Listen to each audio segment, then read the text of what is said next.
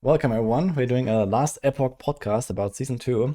Here with us we have 4 Maxwell experts who have been also updating all of the guides for Season 2. You can find them all on Maxwell already.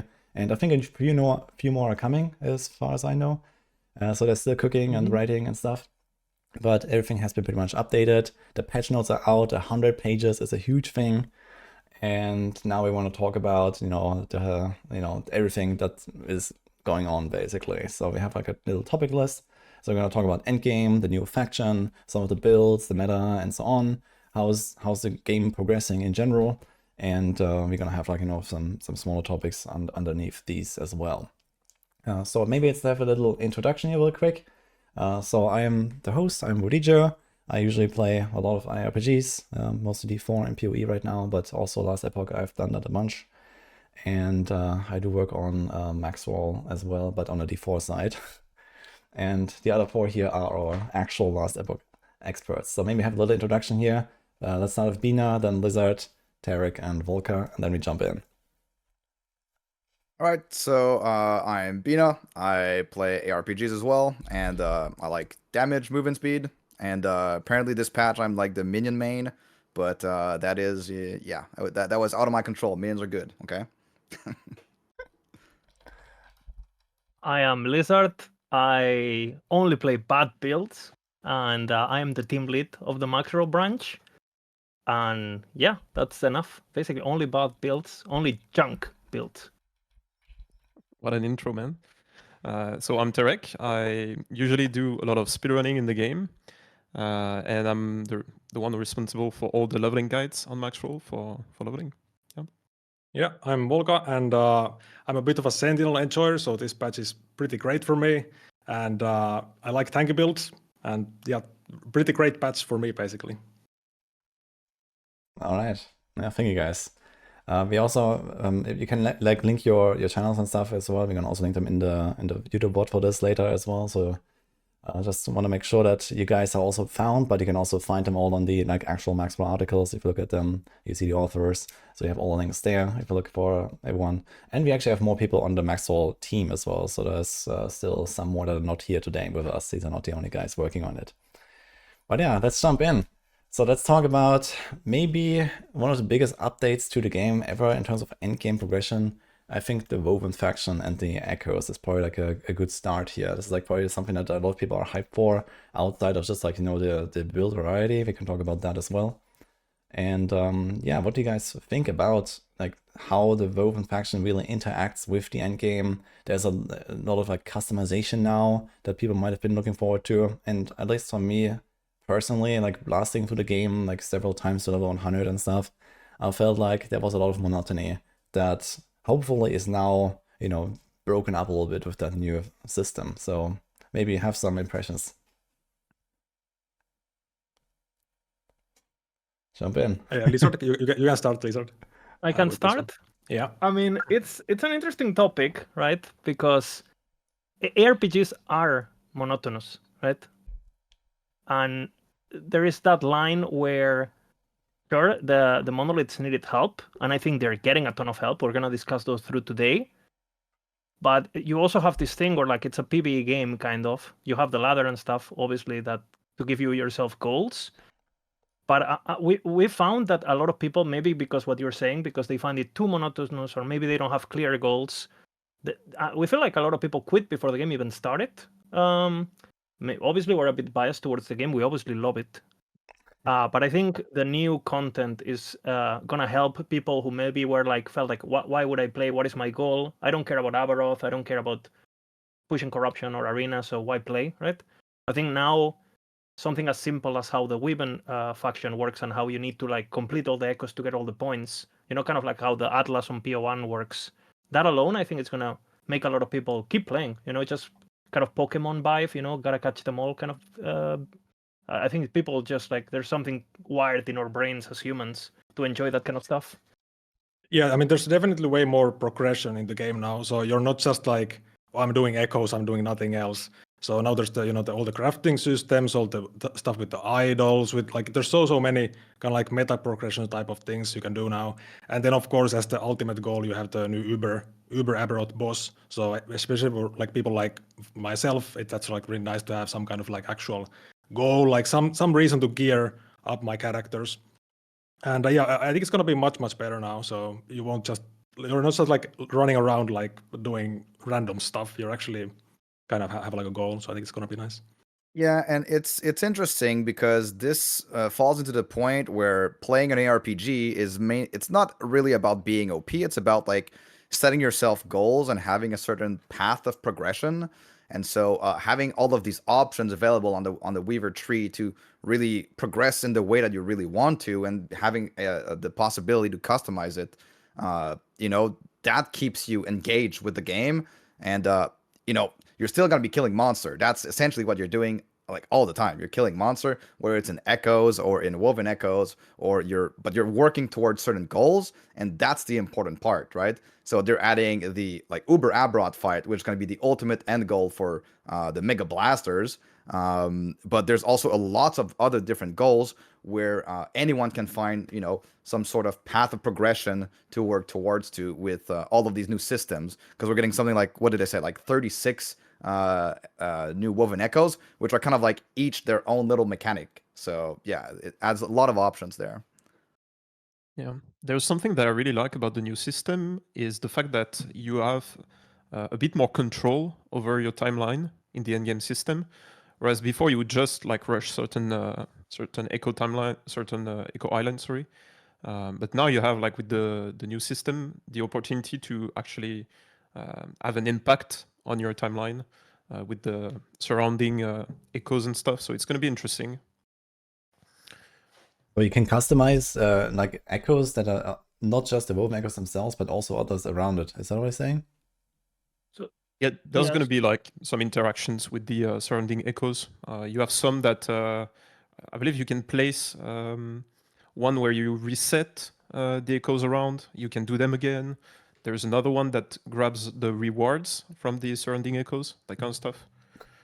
So yeah, there's there's probably gonna gonna be, be some like strats with those things. Like you want to have like a massive pile of exaltes or something, and then you redo them again with the woven echo Yeah. and stuff like that. So It's very interesting the Weaver stuff, because basically we really wanted to make sure as a branch, as a Maxroll team, we really wanted to make sure that the quality for this patch was good, because we knew it was going to be a big patch, and because the game evolved so much with the addition of factions and stuff. I think like we felt a bit as a branch that in previous releases maybe we were a bit like slow to adapt, maybe, right? And we had a lot of like old builds that didn't really fit in the game anymore, and we kind of like kept them there because people used to like them, but no one's really playing them anymore because they're weak. So we kind of like did a mental reset, and we went only builds basically. That was our absolute focus this time. And I mean, we archived 20 builds, so you know what it is, right? If that happened to And you. how many new ones did you make? Around 20. I guess We that have works out. 40.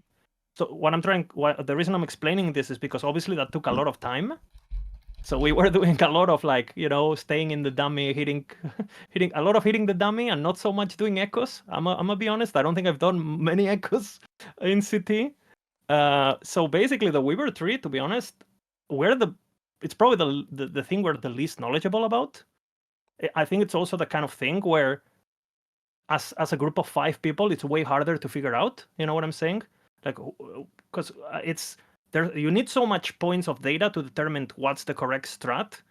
Whether it's like a build, you just hit the dummy, you see the numbers, and you know if it's good or if it's bad, right? It's much easier. There's way less variance when it comes to that. So Yeah. I think we're gonna see a lot of people who are smart in that kind of stuff, kind of like push towards a certain strategy that people will adapt. And it's gonna be so interesting, honestly, because obviously we have ideas of what we think it might be good, but I don't know. It's too much, too many numbers. you have to play it. Yeah, you have to play the game actually for a long time, and then we didn't want to really spoil the entire season for us and get burnt out before even the season starts as well, right? And so Yeah. like we want to play the game, like that's that's the main reason we're here. Can you guys share how long was the CT active, or like how long did you play it or something? Is that allowed? Months, many months. Yeah, for a Okay. long time. Yeah. Okay, so- We've been playing actively since January 27 every day as a team. Okay, so guys, there has been a lot of work that went into those Maxwell guides, that's for sure. Yeah, I have, yeah, I have over like 800 videos of a certain boss recorded, just me. Yeah, I So, mean, we haven't slept too much. We can say that. So it's yeah. Okay, sounds good. Uh, Actually, one point I want to get back to though about the Weaver tree is that's actually very interesting with how, like, I didn't know like all of the different woven echoes now that exist, but there's 36 different types, and some of them have like a special like crafting award, and others I have think like it's this, 40 now, no? or maybe 40 now. I don't know. Okay, so it's a lot of different no. woven echoes at least. And it sounds like there will be some kind of emergence of like actual farming strategies, right? You kind of like hinted at this, like, okay, what is the best path? But Yes. on the other hand, I think it's also really cool because you have a lot of customization, especially when you're playing solo or like COF at least, where you have to find your own gear. Like you can close the gaps much more easily because you have this flexibility, I guess, right? You can hunt for a certain thing. You also have this option to imprint these items into the tree to then, sometimes find similar items. Like there's some system like that. Yeah. And I guess that's one really cool part about it is that, you kind of play the game and you try to progress your gear. And then at some point you kind of like hit like a brick wall where the RNG is just so much. And it seems like this VR tool will really help, and like this woven echoes will help to like break that up a little bit and allow you to still keep progressing because, you find like all kinds of loot and then this one item is missing and you just can't get it. And no matter what you do, like this is always how it works. So it's going to be very interesting to see. The chase never ends, right? Yeah, and now you can actually like for the LP stuff and everything. Like, there's so many things for the itemization in the game now. Especially the guaranteed LP slam is just massive impact on the itemization. So that's why pretty much all of the Maxwell guides on Endgame Planner, it's just full of uniques, full of LP items because you can guarantee that one affix. So now you can actually have your progression where you're like, okay, I get the one LP item and I can actually get the two LP item that will be better than my one LP because you can guarantee that one affix. So it's massive. On this topic, actually, it's actually, I guess you have similar experience sometimes when you play PTR or whatever in the 4 and, Reddit somehow knows how to do it better than you, even though they haven't even logged in, right? It's very interesting because we've been reading a lot of nonsense, right? And it's funny, whatever, it's the internet. But when you pick up an item now, when you think about, okay, what item am I going to use for my build? It's not just about, let's just say you're between two options. It's not just about what's better on paper. You also got to think about, okay, my build is already using dungeon keys to farm this item. I'm already using prophecies to farm that item. So what am I going to use my imprints on, for example?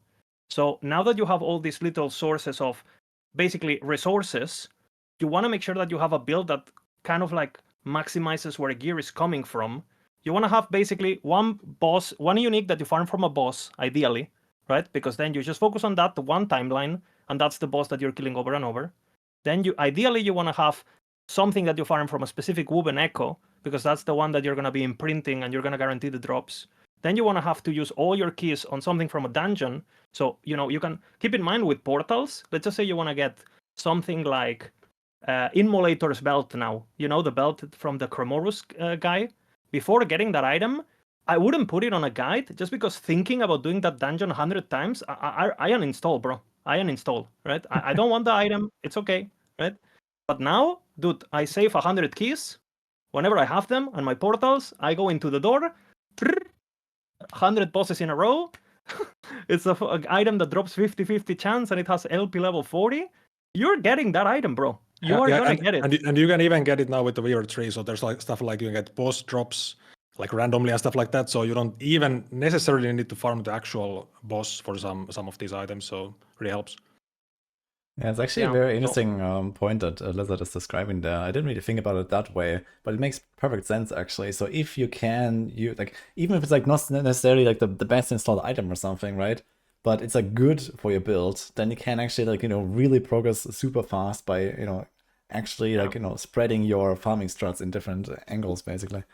One that has raising a lot of eyebrows in I've seen people typing in Discord, and again, like I said, they're noobs. It's fine, right? But for example, people are surprised that we put on Judgment, for example, which is I think it's gonna be dominate hardcore pretty much. That build is crazy, right? On that build, even though it's not a spellcaster and it doesn't use cast speed or anything like that, we use Twisted Heart, right? And people go like, oh, why are you using Twisted Heart? It would be much better if you use this, this, and this, and this. And then they link you an item, an exalted item with best in slot seal, best in slot base, perfectly rolled, tier 6 things, tier 6 that, tier 7 that. And you're like, bro, by the time you get that item, I have 3 LP Twisted Heart. You know what I'm saying? So it's the layers of RNG are crazy. Keep in mind that before, right, you drop an LP item, it has to have good implicits, right? And then you have to hit the slam and get the tier 7 that you want to slam with. I don't know if you ever had a situation where you have a bow, for example, you want to slam, but you have a bunch of tier 6s of crit or whatever, but you don't have a tier 7. It's like, oh, fuck, I'm going to wait because I want the tier 7. Dude, you know how easy now it is to get a tier 7? You filter for every exalted bow with a tier 7, right? 4 affixes, 3 affixes, doesn't matter, right? You drop it, you craft tier 1 thing, you spam the fucking rune that things, and then it eventually, because it's 20, it's 1/4 of, it's 25% chance to hit, right? You just get your slam. So again, like something in the last patch, it was very meta, the Frostclaw build, right? And people were posting on Reddit, I'm playing Frostclaw, but it's so hard to get a Twisted Heart with Frostclaw, blah, blah, blah. Bro, that today, in the current patch, is day 1 gear, right?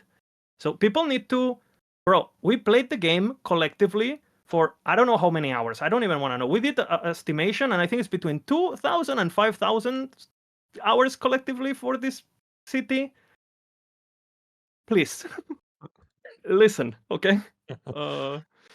Yeah. The minimum power of builds is reached, like the minimum power has gone up quite significantly, and the speed at which you reach it is incredible as well. And especially for COF, for example, you know how COF will interact with lots of these Weaver nodes as well. And the game was designed in the first place with SSF in mind. It was designed offline. It was designed with no multiplayer, nothing like that. And that is something that they changed their minds on, and they decided to do multiplayer because, like people were asking for it, and then all these other ARPGs are doing it as well. But COF, like Lizard said, 1 LP Twisted Heart, it's basically absolutely free. Maybe the first Twisted Heart you'll find might be 1 LP, that could very well happen, especially in COF. And then all of these new system with the guaranteed slam and everything, it just makes it so that these choices make so much sense. They are so easily accessible, and then having the other mechanic which enables you to re-roll those items as well basically means that every single unique that you drop is worth at least 2 uniques if it's a 1 LP. So a 0 LP Twisted Heart, you put in an egg, and then you use it to re-roll your 1 LP Twisted Heart. So basically, this means that every single unique item in the game are guaranteed to get perfect implicits at some point. Like easily perfect implicits. Especially the implicits that matter, right? Again, you drop Twisted Hearts, you have one that drops with 2 LP, right? 2 LP, and you say, holy fuck, 2 LP, right? What you can do now is all the shitty ones, you throw on the egg, right?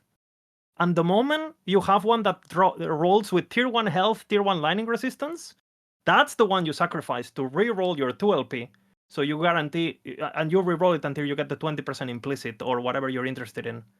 And that alone, people need to understand like the layers of DR that has been reduced for some of these items, whether it's like the layers of RNG for Exalteds haven't changed at all, right?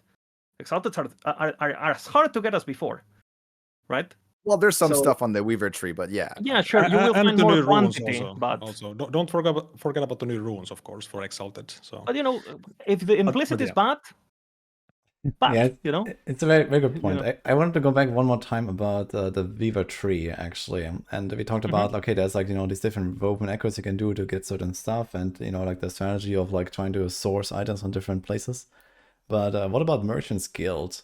Do you guys think that this would actually have like a huge impact in terms of the economy? Like people actually specialize in like giga farming, like a little niche. Like we've seen this in PoE a lot, for example, right? Where there's like 1,000 different little things that people go for and like craft these kind of items and try to sell them. Or, some people farm heist, some people farm delve, whatever. And even then there's like, different strategies to go after different things and stuff like that, right? So is that something we're gonna see in Last Epoch now as well, where people actually like don't even play kind of like the main game that much, let's say, but they actually just they found like this certain Weaver strategy, all day or something.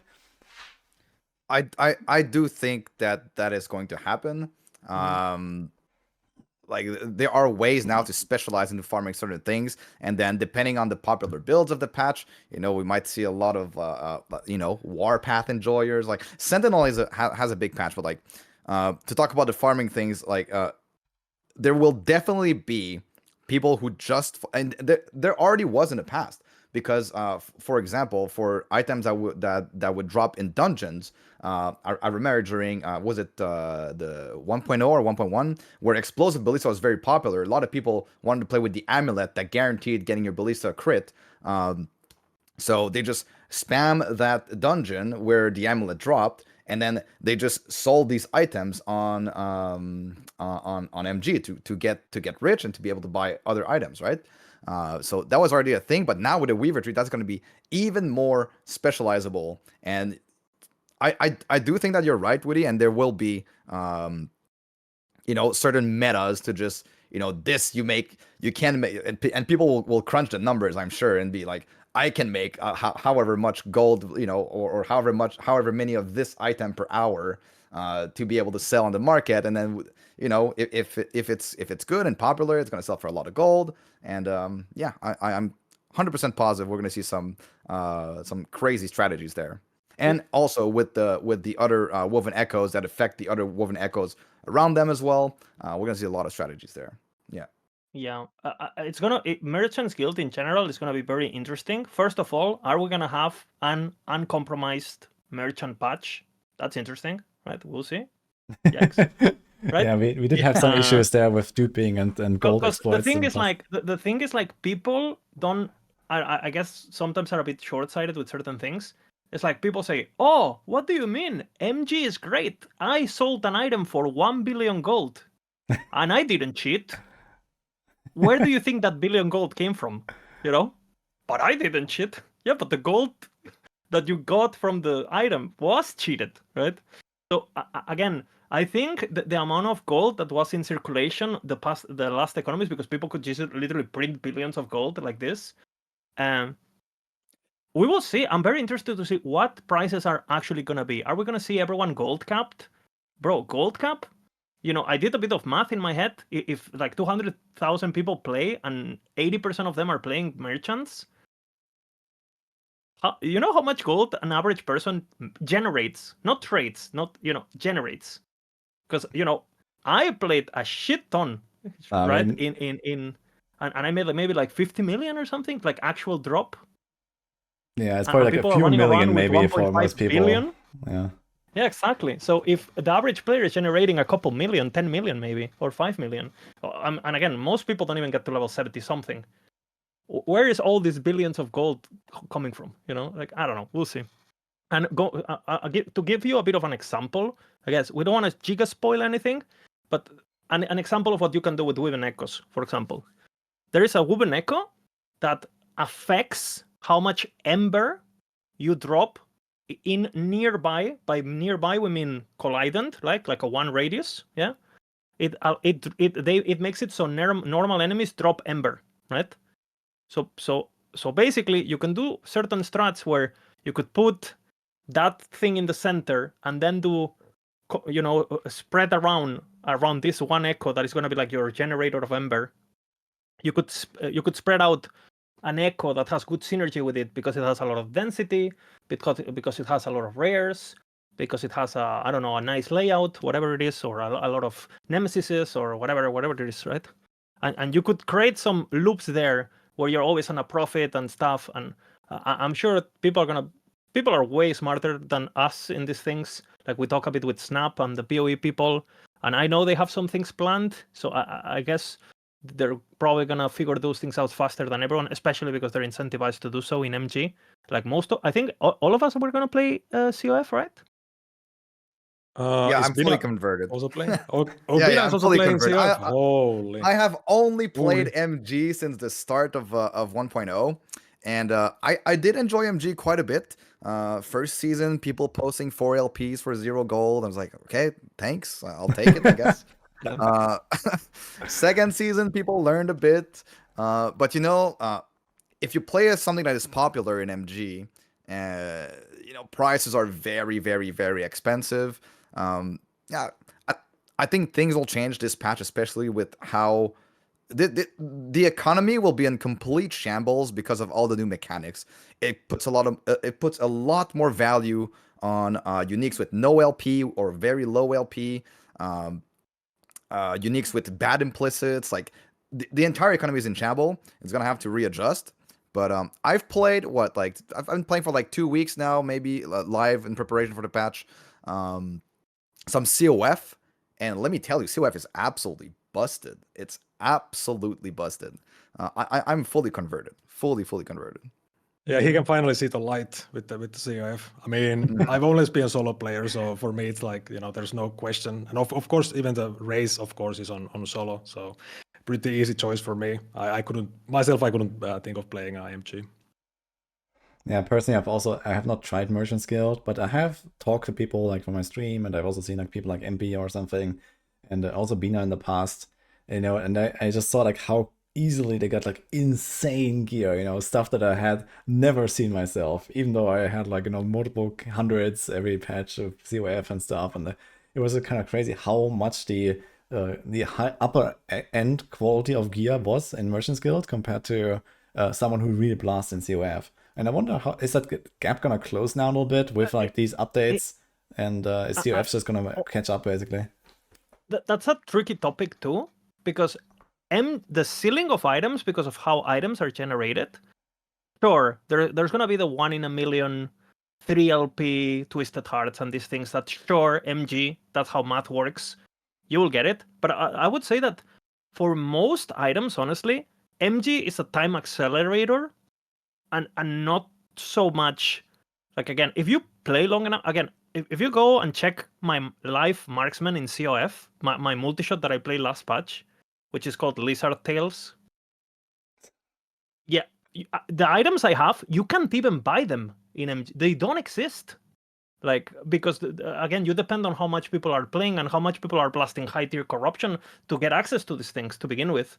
So I don't know. I feel like I believe more in my farming strategies and how I play the game than relying on like the mass to sell items that I might need. You know what I'm saying? Like, I actually think the ceiling, if you know what you're doing, it's I think it's you're gonna get similar stuff personally. It's just a Merchant's Guild is gonna be 10 times faster, and obviously 10 times less gameplay and less fulfillment of gearing properly. Again, that's another very interesting topic. Red rings, right? People think red rings are impossible to get, right? People see, in fact, you have a lot of content creators in last Epoch that they don't include red rings in their min-maxed planners, right? Because, players are not going to see them. If a red ring, on average, in COF, if you spend all your favor on that prophecy, is 200k favor. 200k favor. You played COF, you know that anyone can farm 200k favor. It's a few hours of farming, but there's builds that can farm that in less than an hour, right? If you know what you're doing. They are not hard to get. You're just new at the game and you don't know how to get them, right? So I think at the moment we have a lot of this, we have a lot of like, people think things are hard or things are weak because they just don't really, they're just new, it's normal. Like, it happens to me too when I play other games. It's fine. Maybe you should make like a explanation about how how to get that red ring. What do you have to do? He said you need to know what you're doing. Again, on my COF thing, it's so simple actually. You reach COF, you put the max rank, which again, if you play, you will get it, right? If you're not getting COF max rank, are you really playing? And then you just spend all your favor on prophecies, and you use the right lenses, which are the double cost lenses. Are changing. We will see what the strat is now. Let someone else figure that out for me. Do the math. What's most efficient. And then you just basically buy red ring prophecies, and you do them, and pop, it drops. Like you can farm without exaggerating LP red rings per day. If you know what you're doing. At 300 corruption, I play hardcore. Like you don't need to, because prophecies don't care about corruption. By the way, the only thing that corruption does is that you make more favor, right? But it like drops. It's not. You don't really. You're going super high. It doesn't really speed up you that much. So yeah, it's as simple as that, honestly. But again, people are not doing COF. People are not doing prophecies, and then you can't drop a red ring. Yeah, the game is still generally balanced around this 300 corruption, like soft ceiling, right? Did that change in any way? Like I know that this was like a thing. I think in patch 1.1, right? When they kind of like set this like 300 corruption soft ceiling, and then 1000 there was like another kind of cap or something where the scaling changed, and it was not really worth to go higher than that. And I also think like most people kind of like went for that 300 goal, and then it was kind of whatever after that. So that was like my impression. Yeah, I mean, there's basically a soft cap after 1k corruption, and we test all of our builds at 1k corruption. If you can't do that, then it's not a build, basically. So 300 corruption, that's like day one stuff. So basically, it's a bit of a meme. I think the 300 corruption thing. At this point, builds are so strong. So 1k is like easy stuff, Yeah, I guess we can probably generally expect a little bit of like, not necessarily power creep, but like, the floor, you said it earlier, right? The floor has been raised a little bit because gearing is faster, gearing is more consistent, and especially like, better balance now as well. I guess generally stuff is going to go up, and we also have like, new idols that give us like straight up more power than idols did before, for example. And, we're going to have better gear quality overall, and, we get the guaranteed right slams on our legendaries. So yeah, I guess we can expect to be more powerful and to go higher than before anyway, right? It's interesting. We talk a lot internally about this topic because obviously we don't think we're the smartest people, so we scout a lot, right? We follow every creator that's out there. We see what they're doing, and a lot of the times they have good ideas that they just don't push further enough or whatever. So we go, hey, this is a good idea. Everything else sucks, but that idea, yoink, right? And then we make it good, right? And this happens a lot, for example, with the Chinese community, the Bilibili guys. Like, they will come up with a build and it's like doing 50 million damage, but they have 800 health. It's like, okay, what if I do 30 million damage, but I have 4k health? I don't know. They don't like health in China. I don't know why, but hey, it's a banned maybe or something. Well, jokes aside, this is a very interesting topic because I think the game is very young. Ourselves, without the testing we've done in CT, we would be completely clueless, right? Completely clueless. We were kind of clueless all along. We realized actually through all the testing, and we were still considered experts. So what I'm trying to say is like, the game is so young. People are so bad that everyone's dog water, basically. Yeah. So what he's trying to say, guys, is good luck, everyone. Even if you read our guides, good luck. Use at your own risk. No, it's just like there was nothing to benchmark builds against anyway, right? Because most people weren't playing it to get to Aberroth, so that didn't matter. And 300 corruption is so shit that... And people in the chat are going to say, oh my god, this guy's an elitist, I'm doing 300 corruption and blah, blah, blah. Again, I don't say... maybe you're doing something wrong, okay? But again, our builds, anything that had less than 3 million DPS, we archived straight up. We tested less than 3 million DPS, we archive. With 200k DPS, you one-shot things at trash mobs at 1k corruption. And you say, Lizard, then why are you going for 3 million DPS? Yeah, I mean, there's also the bosses and all that stuff, right? You want to make sure that people have a good time. I guess it makes sense. You know, Yeah. maybe damage is gonna be a bit more important this patch. Don't get baited by bad builds, basically. It's Yeah. or, I mean, or do.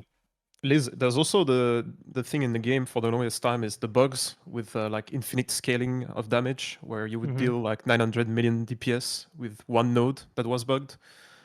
I hope it's not the case anymore, but a lot of them has been fixed for this patch, so there's going to be a lot more balance overall.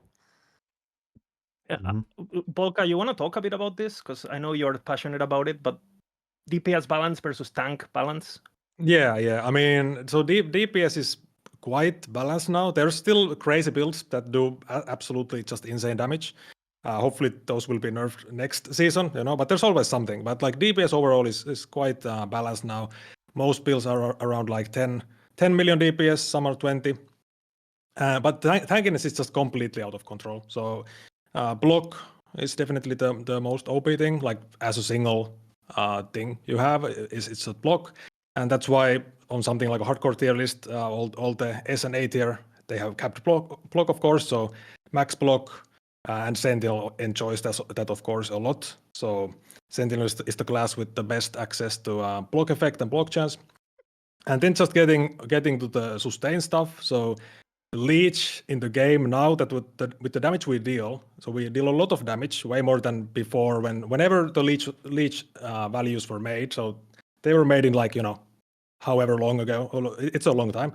So the values are too high, we deal a lot of damage, and your HP goes from 0 to 100 instantly, especially on something like Void Knight. So you can really abuse this. You can even get overleech with if you have any kind of effect that like drains your HP. You never reach full HP, so you keep your leech stacks. So what it means is, I mean, it's basically the same type of thing as in something like PoE 1, where you cannot really die to most things. You can only get one shot at that point.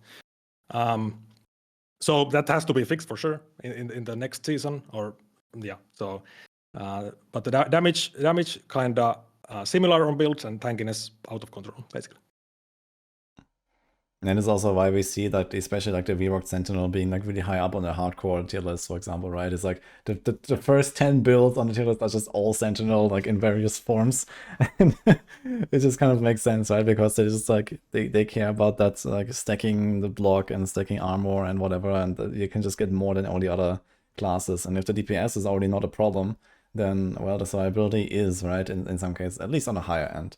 Now, I guess like for like the, like let's say more casual players, it probably doesn't matter too much. I mean, okay, some builds will be easier to survive with than others. I guess that makes sense, right? If you're playing like a big guy with a shield, whereas it's like the ranger, like on like rogue, for example. But yeah, like how is that maybe on like the lower levels? Let's say somewhere in the range of like people like, let's say going to 300 corruption or 500 corruption. Like how do you think it's gonna be there? Is that also gonna be a huge problem? Are people gonna be really like having a bad time, for example? Well, I mean, the thing is, if you go into, let's say, well, any corruption, but especially like 500 with the tanky build, I mean, something like Judgment, you cannot die. Like, it's actually impossible to die because you have so much just from the health region alone, and then you add the healing and everything. So, but then you could play a marksman. Those can get decently tanky, but it's nowhere near. It's like 100 times or something, 1,000 times difference. So it's not like you can't play those squishy builds. But why would you if you can play a fast build that's also tanky, right? So that's yeah. And there's also the progression, like during your early levels, if you play a marksman compared to a sentinel playing, like for example, Judgment, the difference is like night and day, because you have so many free stats on certain classes, and on other classes you have to rely on gear alone to be tanky, which is not the case for sentinel now and even before, right? Which is why it's tanky like even early levels up until the end game, whereas marksman you need a lot of gear actually. Yeah, that's definitely also my true. impression as well. Yeah. Some classes just get a lot of things for free, and some don't. So yeah. There's also death punishment, which I don't know exactly what the end balance of this is gonna be, but there's let's just say you do a specific Woven Echo that has like a mini boss or something, and that mini boss drops a unique item that you want for your build. But every so often, this boss is a bit dangerous and you die in softcore, right? And you just go again, right? Because you can actually redo it. I'm pretty sure there is some sort of... I don't know exactly if it's like guaranteed it can't drop it anymore or if it's a reduced chance. They kind of like... I don't know. I'll have to double check. I don't know if the patch notes state this kind of stuff also. So I guess we'll see it on the 17th exactly. But basically, if you die, items are less likely to drop from bosses. So let's just say you attempt something, you die, you go again, and you're attempting it to get the item. He might not drop it anymore until you try again. So dying bad. The corpse rushing, again, random YouTube channel with 36 subscribers posting 4K corruption warlocks and stuff. No sense if you die every 2 echoes. Stop. Okay. Get some help. Get alive, I guess. Yeah. So, Yes. okay, that sounds good. It's actually a very good point there. So you have to keep that in mind. You want to build into defense to make sure that you actually don't lose out on your rewards. So is that correct? Yeah. Okay. Yeah. Yeah. Dying Dying is quite punishing in the game, so you want to ideally, of course, avoid that. Yeah. Although Okay. they did add this mechanic, which if you die next to loot, the loot follows you. So that was added just for Bina. It's called the Bina suck. It's like a Okay. black hole that Okay. it's so for the ne- ZHP Ballista build, Make sure you one-shot the boss while the boss one-shots you, basically. So Exactly. Yeah.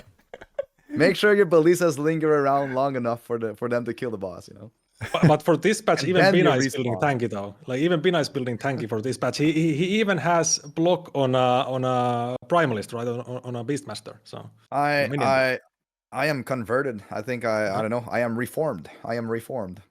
Yeah. I mean, I'm gonna I cry. do like. I'm so emotional. I'm so proud. No, but it's so tempting to just build damage and movement speed and just go fast, and there's not much punishment from dying. That it's just it doesn't really matter that much. But it does feel good to be tanky and have damage.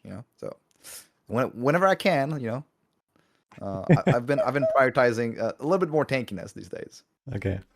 All right. That was like good insights here on build balance. I want to move on to another topic. We did talk a little bit about crafting and like the woven stuff and progression earlier, but I also want to talk about the new runes specifically.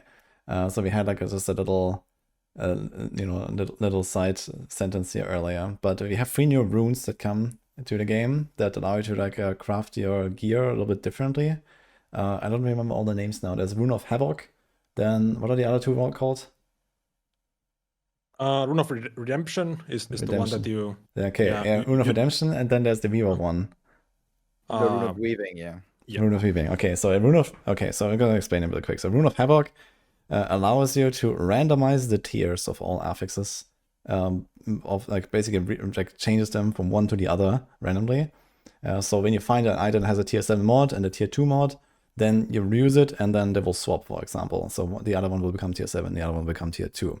And then we have the Rune of Redemption, which is you can use it on any exalted item to change the exalted stats only into other random exalted stats. So if you find the wrong exalted stuff, then you can change that into something else. And hopefully it's something good. And then you have the Rune of Weaving, which is just like a fast forward for Weaver's Will to not actually have to use the item yourself. So maybe we can talk about those a little bit in that order. Rune of Havoc is probably the most interesting one here, I think, where it really opens up a lot of interesting crafting strategies, I think.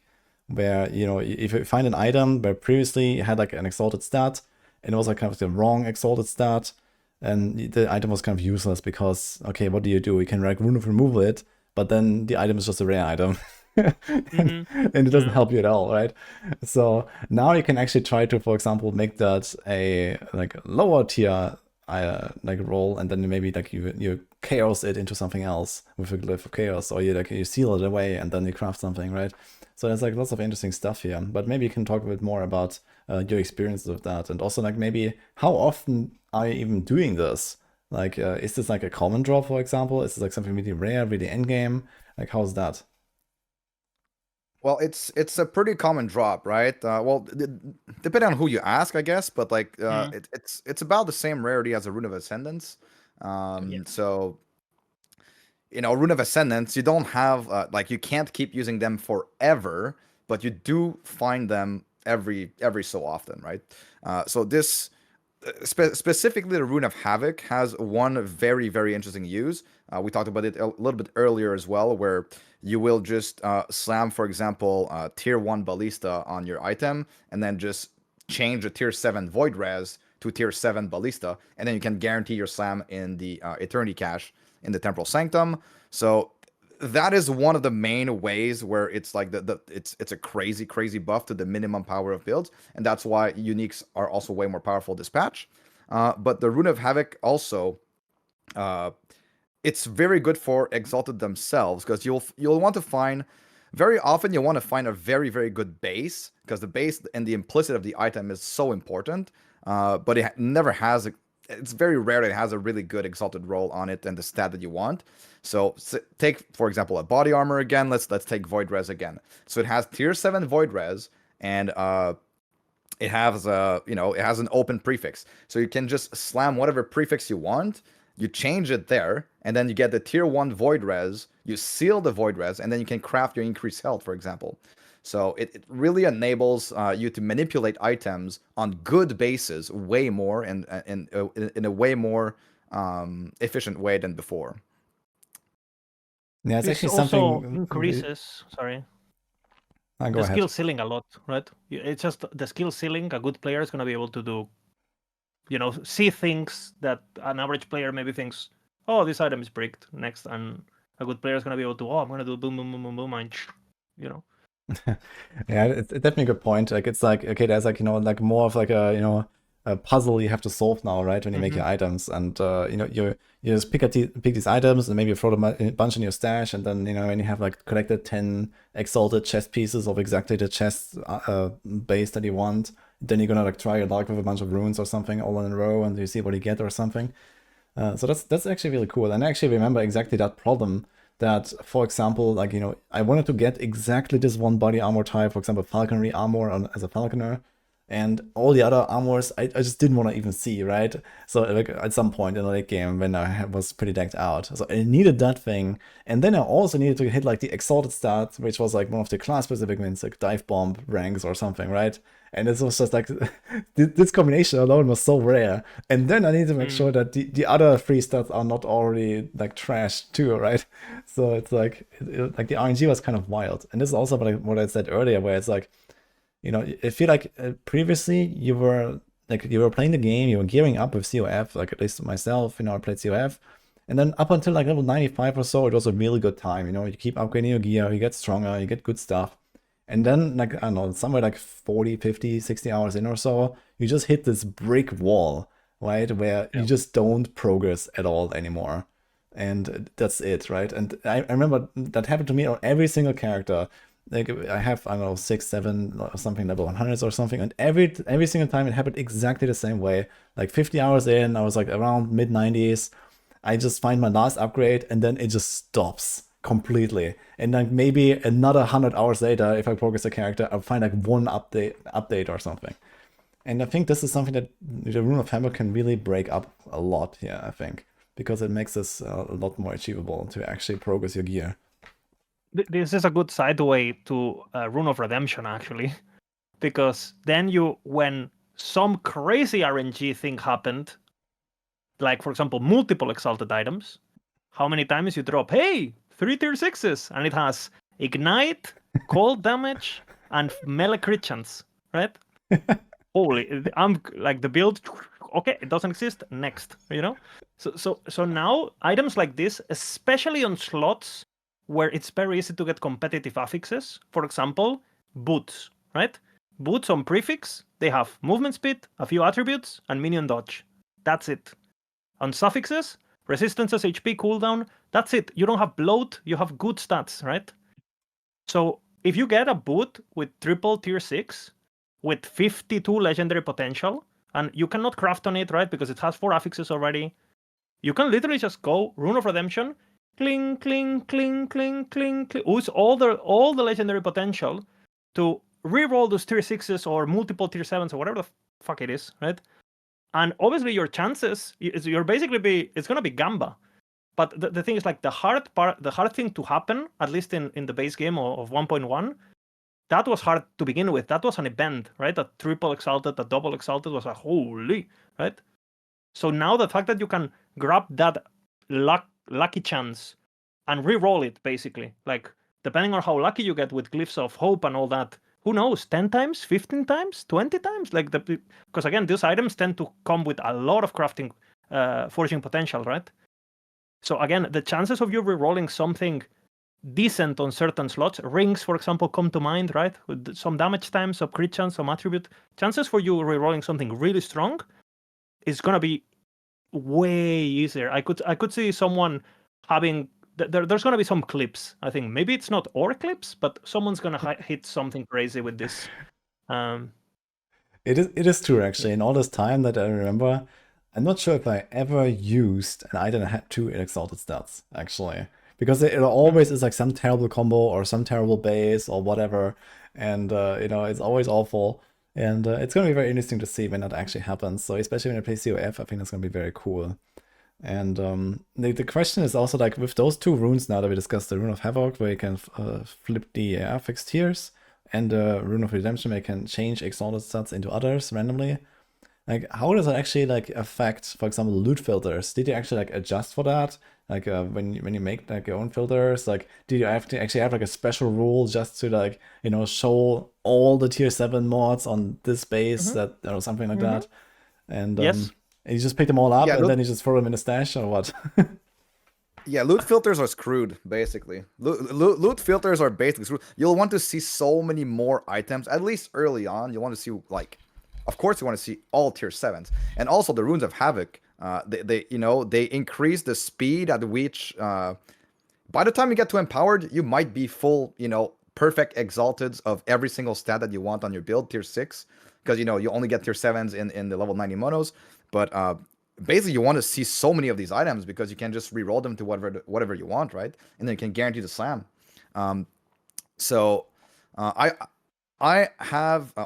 am actually working right now on the new version of the loot filter that we're gonna have included with the planners on Maxroll, just a base filter. But yeah, basically you want to see all tier 7s at all time. You want to see all tier 6s early on as well. So you will have to mess a little bit more with your loot filter as you progress, as you get better gear, maybe filtered by base as well eventually. But you still want to see the other ones, like the tier 7s, you'll always want to see because you will actually use them to slam onto your uniques with LP, right? So it just adds a much deeper complexity to the loot filter that you want to, because there's so many more items that you want to see now. And you can also swap attributes now. So you say, oh, I'm playing a Dex build. I don't care about anything that is not Dex. Nope. Because you can reroll tier 7 strength, tier 7 attunement, tier 7 whatever it is, 2 Dex to then slam your Ballista legendaries or whatever. This is so good on Mage and Acolyte, for example, because on Mage, if you play a Shadow Strike build, you want to build Dexterity, but Dexterity is way rarer than, for example, Intelligence. So you're going to be able to access that particular stat much more easily. And on Acolyte, that's the same. You want to have like some Dex, for example, to automate the Warlock build, where it procs more spells automatically rather than using it yourself. But you need some Dex, and the passive tree doesn't have any Dex. The gear is pretty hard to find Dex, so that's kind of nice. Yeah, it's definitely a good point there. And this, I was thinking about the triple tier 6 situation too, because those items, for example, they will. I'm telling you, bro, like it's gonna be crazy. Plus, sealed exalted, with this new, because there's a new node on the Woven Tree as well, which lets you. Do you want to talk about that a bit, Vina? It's what I was gonna talk about, but I've been joking. Go ahead. No, chat is gonna flame. No, you do it. No, there's a node where Okay, so we've talked a bit about the Weaver tree, right? So there's many different avenues where you can spec to like find loot, and there's one which is champions, and then champions you can imprint an item, and then basically you just add as many champions as possible, and there's a slot where you imprint your item, and it will. I don't remember the wording exactly, but you have a chance that you drop a pile of items that always have a sealed affix of the item that you've imprinted, and it can roll up to the tier that it is, right? So if you find a crazy good, like, double, triple, exalted, whatever, and then you just re-roll with the Rune of Redemption, for example, to get some good exalted rolls on this, then you can find piles of items that have up to tier 7 imprint, like a tier 7 sealed, I don't know, hybrid health belts or something like this, right? And so this will just add, I'm very curious to see after a few, maybe after the few first weeks, maybe the first month, how crazy like the exalted items that we're gonna find are gonna be. Yeah, it's going to be really something special. And to the feeling that you were talking about, Woody, about like, okay, RNG layers that are realistically achievable are done, so I'm gonna quit. We are gonna have this breathing situation, right? We're gonna be breathing items pretty much, where you combine one item in one slot, one other in the. It's kind of like Pokemon kind of vibe, where you keep evolving the item, it keeps dropping a slightly better. You keep imprinting it, and eventually some abominations could come out of that. And again, I haven't tested that much with the imprinting itself because I've been busy, right? But from what I've been hearing and other CT testers and stuff, apparently it's pretty strong. We will see, because normally EHG has kind of like measures to stop RNG, kind of like how LP works and stuff, and they always have like diminishing returns and things. So I assume they have these kind of things in mind. We just haven't looked into the actual numbers. I'm sure there's going to be crazy calculators in there and imprint generators and imprint, maximum potential item and things like that. But yeah, it's definitely going to be at least you're going to be looking forward to seeing a drop. Is what I'm trying to say. Yeah. And imprinting is very interesting because you can literally drop the same item base, but for example, a different exalted affix.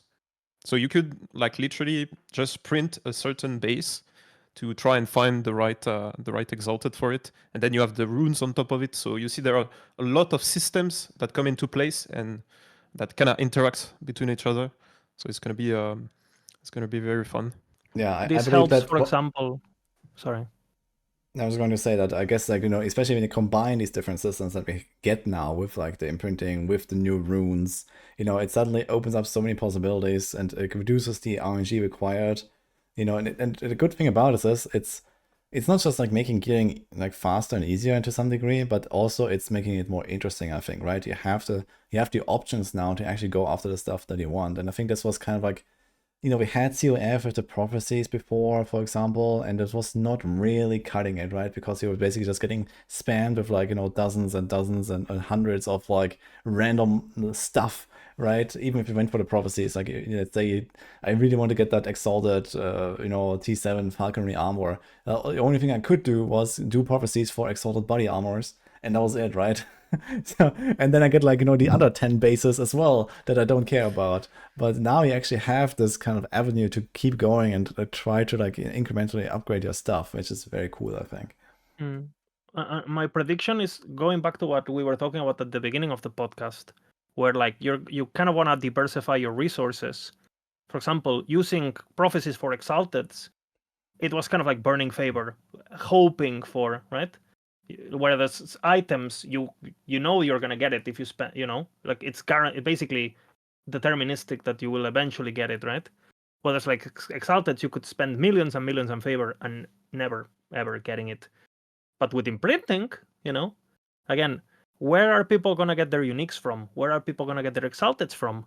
What are people gonna do if they need sets? What are people gonna do if they need dungeon uniques, right? All of these things, you definitely want to have to not just plan the build you want to play, but you also want to, how like in PoE, people say, oh, I'm going to get my belt from Cortex, and I'm going to get my this from Harvest, and I'm going to get my this from Betrayal, right? And you kind of like have a bit of a checklist and a bit of a path. this is for sure gonna happen, and the better you're at the game, the more rewarding it's gonna be. Because obviously, if you're a noob, these things are gonna kind of like glance you. But I think it's gonna make people want to invest time into LA and be, oh wait, there's a lot here to learn, to hopefully stop them from quitting, right? Hopefully. Yeah, I guess it's very important for people to kind of like see, that they are progressing, right? Because the fun part about RPGs is that you find the loot, that you get stronger, and you kind of like have this, option to keep going, right? But, we are grinders here, we blast the game a lot, and a lot of people don't even do it anywhere near as much as we do, right? And maybe they quit at level 80 or they quit at level 90. They don't even go to 100, and, there's like, this insane gap of, they don't even reach like this whole potential of Circle of Fortune, for example, or they don't have enough gold to buy anything really crazy on the merchant skills and so on, right? So I guess now we're gonna see actual people progressing more just because they actually, they have a path forward where previously they were kind of like maybe lost. Like, okay, like I just need to grind now and hope for the best kind of deal, right? If they didn't really know and like what to do and like how to actually like grind it out. But I guess now you have like all these different options, and now you can see, I have these runes here. Maybe I should try to use them on a few pieces. Or now I have these woven echoes here. This can give me this thing, right? So I really wonder how this is gonna like impact the longevity overall of like a season, for example, for like many players. I do think it will help quite a bit because you know how usually players were doing the regular monolith, get to empowered monolith, and it's just the same thing all over again.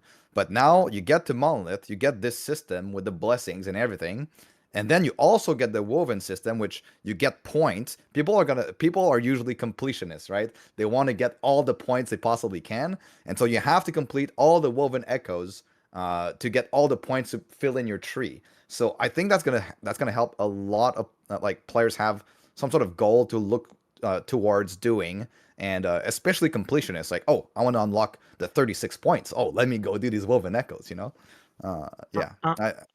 And these woven echoes also introduce the way to, because they're basically side content. You don't have to do them in normal monolith.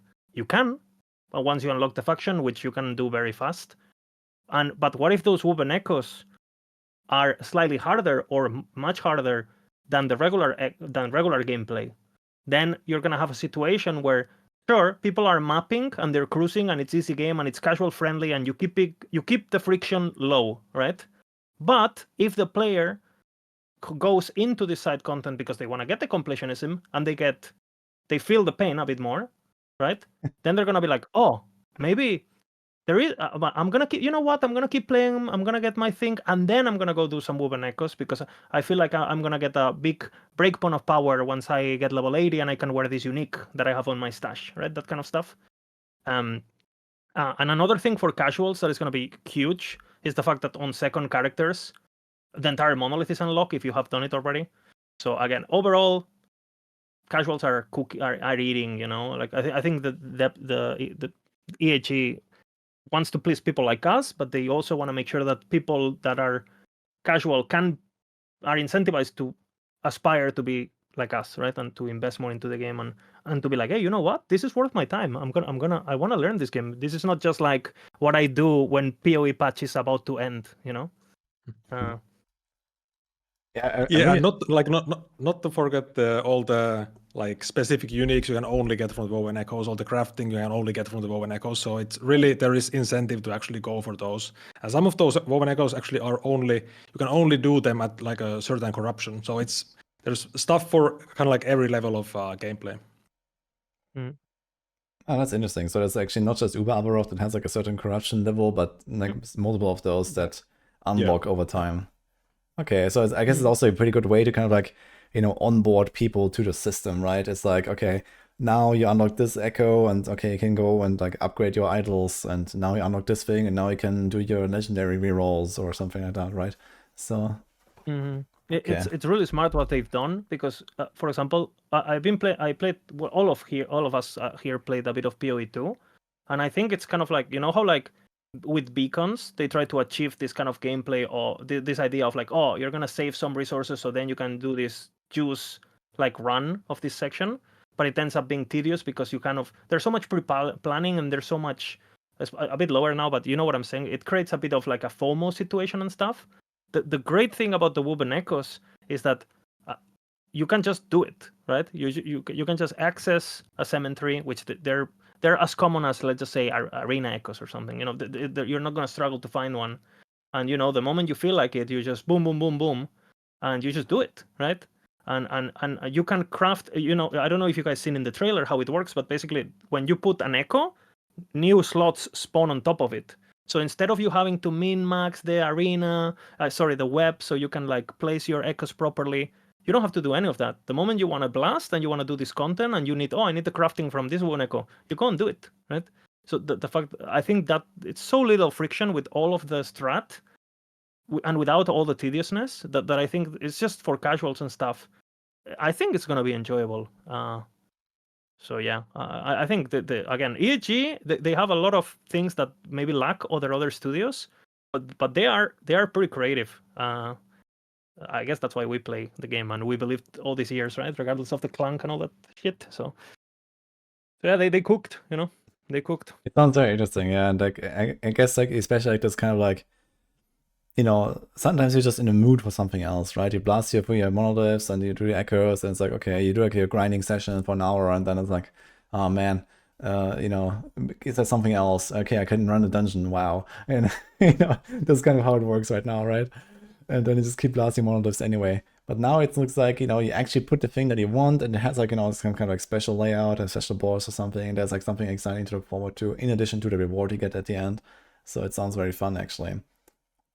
Yeah, and so things like, not only can you find those Woven Echoes, you can also buy them, so you can randomly find them, target farm them. If you want to blast, you know, like if you want to blast Uber Aberroth 15 times in a row, you just blast Uber Aberroth. You know, you just put all of these echoes in a row, and you just do it for, you know, however much time you want. It adds quite a bit of it adds quite a bit of targeted content that you want to run, basically. Mm-hmm. Okay, one other topic I want to get to, unless someone has some other topic on this, or like some other words. Okay, yeah. So one topic I want to talk about is the new enemies. So we have champions now, and we have possessed enemies, in addition to like some new bosses and whatnot that is coming with the cemeteries. So can we talk a little bit more about those? So the champions seem like they are some kind of like unique named upgraded rare monsters that just appear sometimes, but I have also no idea what possessed enemies are, so maybe you guys can give us some insights here. Let's just say, bro, let me talk about champions for leveling, because I have two yappers, I have two professional yappers with me today, Mr. Lizard, and people are complaining we are not talking enough, okay? That character stage is yours. Rip clips, is all I'm gonna say. We're gonna see rip clips in hardcore, man. Yeah. I mean, game is not getting easier, guys. Okay. But yeah, champions are going to be interesting for the campaign because they are, like you said, basically upgraded rares, but they drop specific affixes that are sealed on the items. So you cannot take those items and create a legendary after that and get the sealed affix on the legendary. But what's interesting is that basically the champions, they have like very specific mod, and those champions are going to drop their respective affix. So if you want a specific affix from the champion affix pool, you can farm specific like champions, and some of them are really, really good for leveling. For example, there is one that gives you +1 charge to Void Cleave, which is really good on Sentinel to get like extra stacks on your forged weapons, for example. So it's like a buff, and the more stacks you have of Void Cleave, the more buffs you can apply to your forged weapons. So you kind of have like different options for leveling compared to before, because they try to introduce, for example, personal items in the campaign where they had like very niche stats, but they were like at a specific tier. You couldn't like drop them other than like once in a specific chest in the campaign, and they were very, very niche compared to like those new mods for champions. So I think at least for leveling, champions are interesting. I wouldn't personally recommend doing them during the campaign, but we'll see. We'll see how it goes. Okay, so you Um, encounter these champions in like only specific zones? Like you say, you can farm them. So can you actually go and like reset a zone and then like do it over and over, or like how is that gonna work? It's just like rares. They spawn like randomly. Okay, so Basically. there's not actually target farming exactly. Like okay, you find their No, champion sometimes, and But yeah, No, the target there farming is, is more about the name. Like you see the champion's name, and so you know that he's gonna drop this specific affix. okay, and It's- otherwise you run for your life. Yeah, exactly. Like I you don't think see there your is champion, some- you're just running. No, there is some woven echoes and a lot of stuff in the woven tree that Yeah, true. includes it. Yeah, But yeah. it's more endgame. Yeah, you Okay. can definitely farm and specialize in farming champions and getting most of your rewards from champions. You can definitely do that in the woven tree. Okay, do they actually have like an HP bar, like a mini boss, or are they just like a big guy? They're big monsters. They're like entire screen. Maybe not the entire screen, but like you can easily recognize them very easily. Okay. They show 07. them. 07 is what I'm gonna say. A lot of Yeah. they're gonna. Yeah, I've died a bit to them. I cannot wait to see all the rip clips to previous hardcore players that are gonna go into a tomb or something and just get slapped by the giant monster, and it's like, okay, this actually hurts. I guess you know. Okay, sounds very fun. And how often do we encounter these guys, like in like echoes? All the time. Oh, so Yeah. we get slapped all the time, basically, is what you're saying. Well, I mean, eventually you get used to getting slapped, But until then, I mean, yeah, I mean, if you are prepared, you'll be fine. If you're playing some, the game is getting harder. If you play a build that is not performing that well in one area of another, especially in tankiness, you will die. Like, yeah, you will die. You may need bullshit protection on your builds this patch. It's a hidden stat on the macro planner. Yeah, it's gonna be tough. Interesting. So I guess But, compared to like let's say the bosses themselves, like like you know the bosses after you've done the timelines a bunch of times, or like the harbingers and so on, right? Like the bosses are kind of scripted fights, and not that I really know them. But I guess the champions are like much more randomized. So I know that every champion has like one special ability or something like that. That's what they said. So every champion comes with like its own identity to some degree as well, right? So they're kind of like mini bosses. But are they kind of like on the level of like an actual boss fight? Are they even harder than a boss fight? Like how's that? no, you could think of them like an essence monster, maybe from PoE or something like that, like a juiced up rare or something like that. Arch nemesis. Arch nemesis. I said the word. It's coming I to said last the word. epoch now. I said the No, word, but- guys.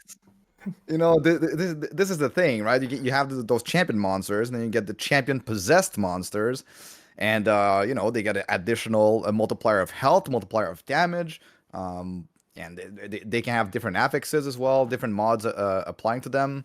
You can fight multiple at the same time. It's it's just a big chunky rare that hurts. Okay, that sounds One thing interesting. to mention is that the modifiers themselves, a lot of the times, are like attached to the monsters, but they're not linked to their rigging. What I'm trying to say is that a lot of the attacks that they might obtain through possess mods or champion mods or whatever, let's just say you have a monster that normally like just slams you, but at the same time he's slamming you, he also casts a poison aura and meteors that fall from the sky with no animation. They kind of just have an aura. So Yeah. I think, especially early on, because the game so far has been so... I'm super against this, by the way, if you're watching, I hate it. But yeah, it's definitely going to be one of these things where like you can't be the classic, okay, it's coming. I've never seen this mob before. I should get that way. It's definitely going to be a bit... You're going to need some knowledge, and I highly recommend like going, new mod, I hadn't seen this one, let's see what he does, kind of situation, Or you can just pick any tanky build from max roll and you don't even need to care about anything. So yeah, you could also do that, TLDR, just play Sentinel. Yeah, pretty much. Okay. It sounds very interesting, actually, like the champion monsters. So I'm quite excited to see them. And like if there's like actually like 20 different ones, I guess it's like not like too much of a pool to like kind of like understand what they do immediately and then kind of get used to them over time. I could imagine that at the start maybe people get bonked, because they just don't know what they do, and then eventually it's gonna get better. And maybe like how's the balancing in the campaign? So Tarek already hinted that it's like really bad and like really hard or what, Yeah. and he's kind of like I mean, run away. they balanced it a lot in the campaign, and depending on the mod, also they changed some stuff. But let me just say, if you have a boss that doesn't have like a specific boss area in the campaign, and you have a champion right before the boss, I'm resetting that area no matter what, guys. Like, I'm not doing the boss plus the champion. Okay. It's weird because with these things, sometimes what happens is like they're kind of balanced around when you first enter the monolith, like level, because that's when you're supposed to that's when they're supposed to be balanced, right? And a lot of the times, what happens is like at between level 1 and level 7 or whatever, you're super weak as a character, right? You only have one ability, you only have a few points, you don't have passives, but their base stats are basically scaled down on a ramp where your character doesn't scale like a ramp. Your character scales like big gaps. So what happens is like a lot of these mechanics that get introduced, they're overtuned on the first like 20ish, 30ish levels. Mhm. Then they're properly balanced, kind of like when there should be. And then eventually, once your character is strong enough, you can't even see where they are in terms of, in reference to your power. So learning what can be done at what stage and being familiar with your build and knowing what, hey, I should, again, it's like doing Nemesis level 1. Why? So he can drop an item that you're going to empower and you're going to see 10 minutes from now. Bro, like, I'm not a big fan of stopping to do stuff that you don't need for, I don't know. It's different strategies, different players. Yeah, I guess another thing that comes into play here is also that a lot of people, like especially the more experienced players, they probably do like these campaign skip strategies where they go into monoliths early, like, maybe after, like, in Act 5, for example, is a good time to do that when you unlock the Temporal Sanctum, and then you wait for the Temporal Sanctum key later to then do the skip, and you go into monoliths at like, I don't know, level 40 or something, right? Instead of finishing the whole campaign.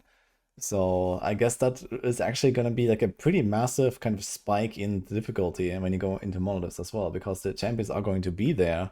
And can it be objectives as well? Is there actually like an objective, for example? I have to defeat a champion or something like that? Yeah, I think so. So, this might actually be like a pretty big roadblock here for some people. Yeah, and remind you, you cannot respec the objective anymore. When you like go out of your echo and you go back in, before it would like reset the objective and you could have like a different one. Now it's not the case anymore. So if you have that early and you do the skip of the campaign, like you do another echo. Yeah. There's another thing also. It's not only about champions, right? Because you'll go into these cemeteries and these tombs, and there are champions in there, but there's also the actual like mini boss of the tomb, and like this one is even harder than champions. Like it's just the how's it called, the woven firstborn and stuff like that. Like going early in monos, it's getting significantly harder. So if you are confident, sure, I mean it's faster, but keep in mind, especially if you're going in hardcore, especially if you're racing, you might want to be a little bit more prepared before going into early monos. I think with cemeteries it's going to be like what happens in PoE with the new league mechanic. Like you wouldn't really do it that much in regular monos. If you care about progressing fast, I mean, if you overlevel, of course you're gonna have way more gear. You can do them, of course. But I'm talking about if you do the skip, if you go into the end game a bit faster. I would wait until, let's say, you unlock Empower to really interact with that system. At least that's what I'm gonna do personally. But yeah, it's probably like a bit harder than the regular content that you're gonna encounter in monos. This would also affect, for example, league start strategies. Woody, as an XP racer in pretty much every game you play, for example, very early in the woven tree, there is a lot of XP related nodes. There is even ways to remove certain rewards from echoes, like where you can get glyphs and you can get runes. You can even remove them so they become XP, right? So again, theoretically, if you wanna risk it for the biscuit kind of thing, maybe there is a way to plan where like, hey, I know these woven echoes in particular are easier than others. So if I manage to do 7 of them, I'm just throwing random numbers there, before empowered, it means during all my empowered, I'm gonna have this bonus that is gonna make me significantly faster, blah blah blah. I mean, As an example, this is something for season 3, I guess, because right now I don't know anything. I mean, we have a planner on max roll of the Weaver, and again, maybe you can check. Maybe there's something is very appealing, because if something is like 40 points away, that's not something that you're gonna be thinking day 1 or day 2, right? But if there's something like, whoa, 15% bonus stability for 5 points, and I have it forever from now on, I don't know. Yeah, it definitely seems like it can invest into like lots of different things to like either progress the viewer tree itself faster because you get more woven echo drops, or the stability thing that you mentioned. So I guess it comes down to like kind of min-maxing this a little bit and just like picking up all the stuff early on, and then maybe later, once you have the entire tree unlocked and you don't really care anymore, then you're probably gonna go more towards like the loot side of things, right? Where you like try to min-max the acquisition of items. So it's gonna be interesting as well to like kind of respec your tree at various points, I guess. But I want to stay on the topic of the enemies. So we talked about the champions a lot now. Can we talk about the possessed enemies as well? Like, what are they exactly? Well, they're just it's just basically when an enemy gets possessed, he gets a more damage multiplier, more health multiplier, and he drops the currency of the Weaver. Basically, just a stronger, just a multiplier on it. It can basically possess anything, and whatever it chooses will be harder. Okay, is there some kind of visual? Like, does it only appear in like the cemeteries, or is that in any echo, or like how is that? There's different ways. Some can spawn as possessed already, and you would see it, and it would have like a possessed word that looks necrotic under their name, and those are basically double juiced because they're champions and they're possessed, right? So it's like, again, we're getting into double juicing mods, applying different mods, combining craziness. But then there's also what they're called, like there's like woven cocoons, I think they're called, which basically are like chests that are just there as static enemies. They're destructibles. They don't do anything to you, but if you destroy them, different outcomes can happen. You could drop a cocooned item. You could a monster could spawn of them, like a mummy kind of situation, where right, it comes and it attacks you. Or you could release a spirit that you could see the animation. It kind of looks like a wandering spirit on crack and just goes, right? And it like goes into a nearby enemy, and it appears kind of like on top of them, like if they had a dread shade, and they get juiced, right? And I'm pretty sure the juice can stack too. So. Okay, so it sounds like that tormented spirits basically from a PoE or something like that. Yeah, kind of. Okay. So is there also a way to, for example, prevent them possessing enemies when you see them or something? Don't kill the X, I guess, with your super AoE build. That for sure you will control. Yeah. Yeah, not really. It's just, and you can obviously, if there's some X at the edge of the screen, you just like fought somewhere else, right? But they're part of the game. They will happen, and the tombs and the cemeteries, they're filled with them, like filled. Okay. So I guess it's actually a big reason why the tombs and the cemeteries are actually much harder than the other content, right? Yes. Well, yes. All of the possessed mobs and the many champions you'll encounter there, and specifically the boss as well. It's like some woven echoes can the boss be possessed as well? Can the ghost go there? I'm not sure, honestly. I'm not sure. Okay, so it sounds like it doesn't necessarily happen at least. There is a lot of weird things about this. I'm gonna read a specific point about this. Let me open, because we have a planner now on max roll, but I think it's this. For example, on the weapon tree, you can make it so enemies are always possessed for more loot. You can make it so all rare enemies are permanently enraged, right? And they just drop more runes and glyphs. Yeah, that sounds like a very good strat for hardcore. There is also, you can also possess nemesis. So they're possessed nemesises, right? So they're gonna be doing their nemesis thing plus whatever possess mod they have, and if they're possessed, then obviously more loot and all that. So there's definitely gonna be one of those things where, like, if you want to keep the game vanilla in terms of difficulty, you can do so, but not speccing into these nodes. But if you feel like you're an absolute giga chat, you're blasting, and you feel like your build can take more, you can grab all of those and just go crazy. Yeah, it's actually very interesting because there's like an alternative to pushing corruption, right? So you can just spec into the stuff, and like there is effectively an infinite difficulty, scaling with the corruption. But there's also this now where you can like stack this on top of it, and it's like a very short-term fix as well, right? And a pretty effective one. It seems like very lucrative as well as some of those nodes. I think they're really trying to prevent people for ego pushing corruption for no reason, because it creates a narrative for casuals where, like, a casual guy is at 300 corruption, they see a YouTuber doing 4,000, they're like, what the fuck? Might as well quit because I'm never catching up, right? Because for example, imagine at 4,000 corruption, if you take all these nodes, you can't do it anymore because it's too hard, right? But those nodes are doubling your loot, right? I think they're trying to incentivize you to keep corruption a bit lower, right? For the sake of time and the sanity of the player base, while putting these kind of rewards where you're not gonna need corruption to make the content harder, and scaling corruption difficulty through this instead of corruption is gonna be more rewarding too, and changing gameplay. So I think, to be honest, they should just cap corruption, but they like this. They know players are kind of like hamster wheel mentality, right? So yeah.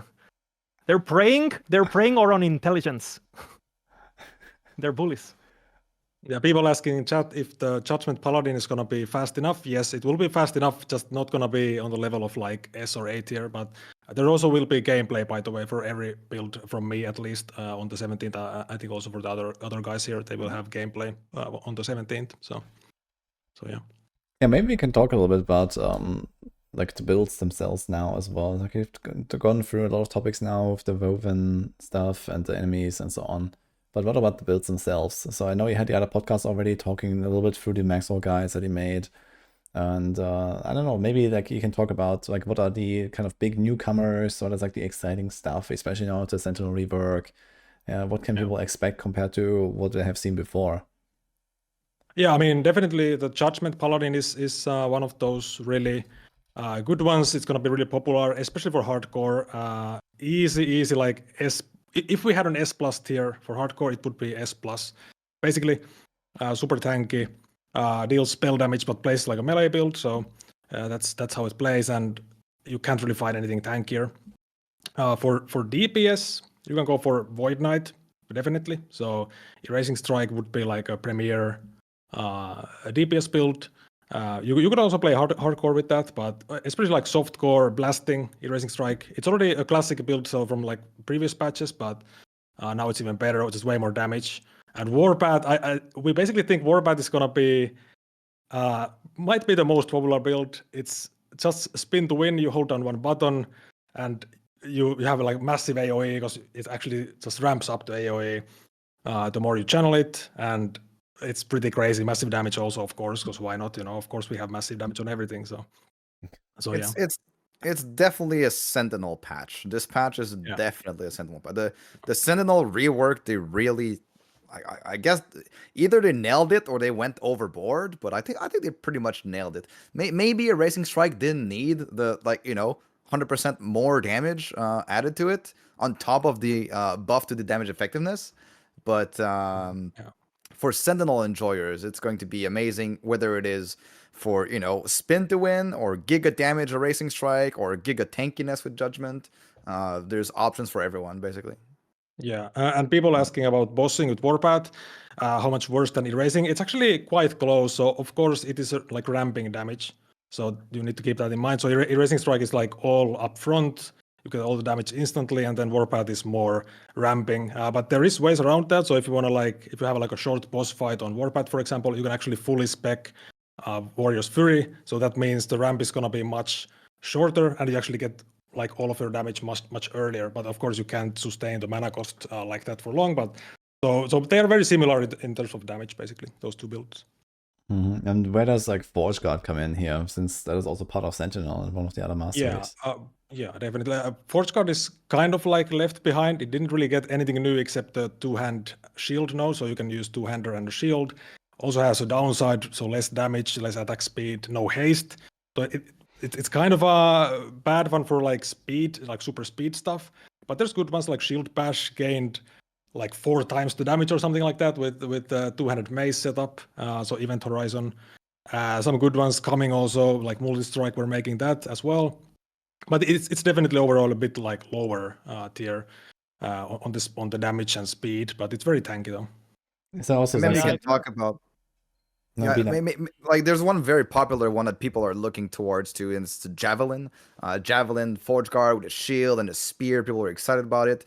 But you've done quite a bit of testing. Maybe you can talk about like why we don't have the Forge Guard. Yeah.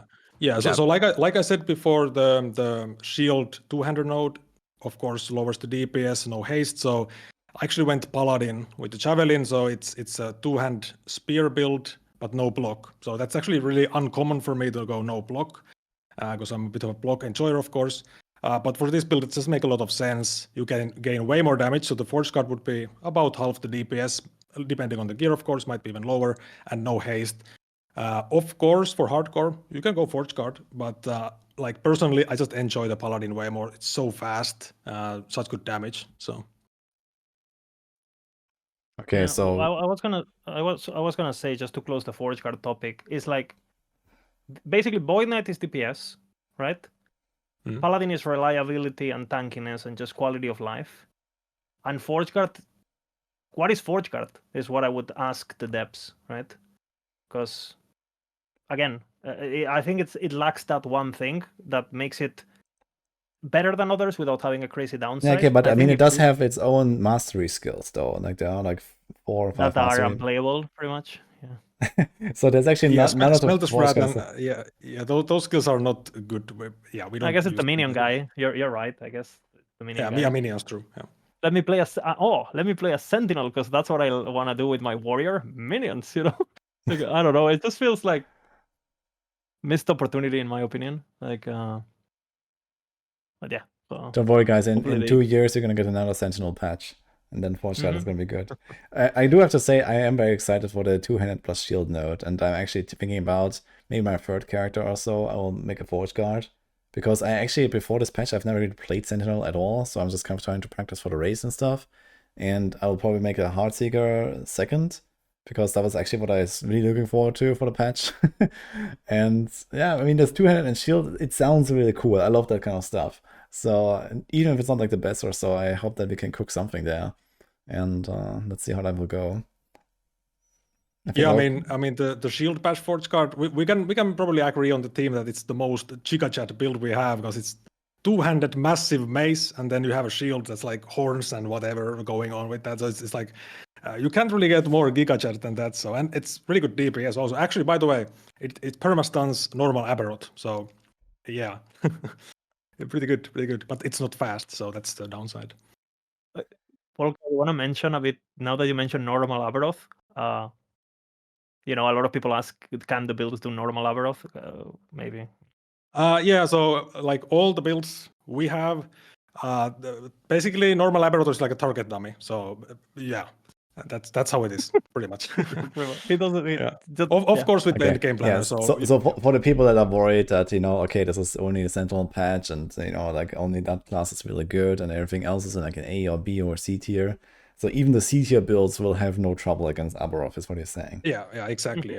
Everything is super viable that we have. So we have no like bad builds anymore. We archived all the bad ones pretty much. Okay, only good builds, guys. There are C tier builds, but they're still good, basically. Yeah, exactly. Okay.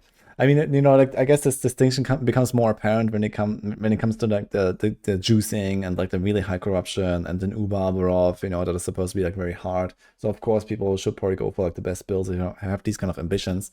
But I guess most people don't necessarily even want to go there. And in that case, you just play what you like, right? You just pick one of the builds. It doesn't have to be like the top tier build. And I mean, personally, I've also done that in the past. You know, I've been cooking weird stuff, and you can always be successful with that, even the previous patches, not even having played the new patch or something like that.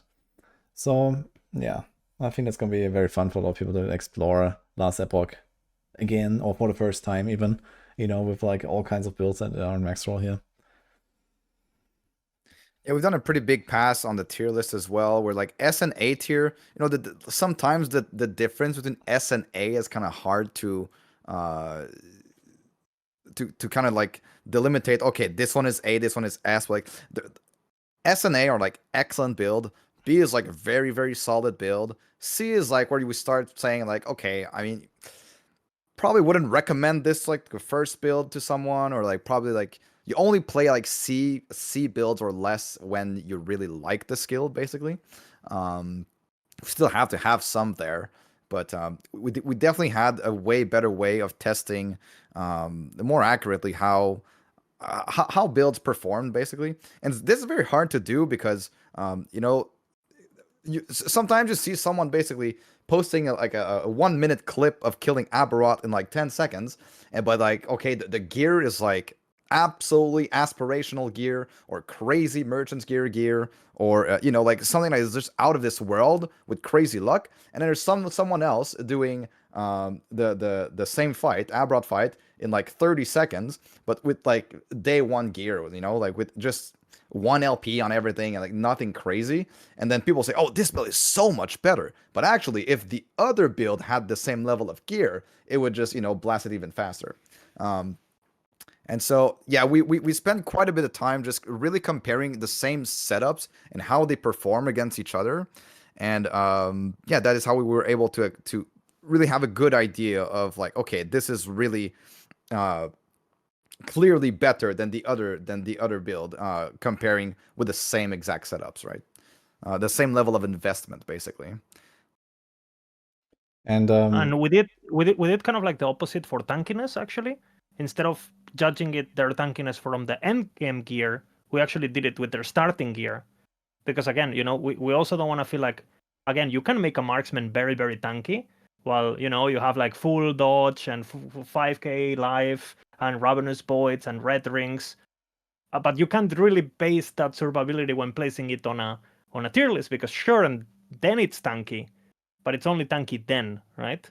So we also kind of like applied different criteria depending on what made sense, and to prevent people getting baited unintentionally, because the build will get to the tankiness, but we don't want to have especially knowing what our audience is, and that a lot of people are going to be less experienced than us. We wanted to make sure that it's you know, realistic and informative, because that's what the tier list is for, right? no, that's actually very good. Yeah, another point also, it's important to state that you could build, you know, pretty much the same build with the same skills and same everything, just extremely more defensive and way less damage, or way more damage and like no defense, right? So we strive to have like a good balance of both.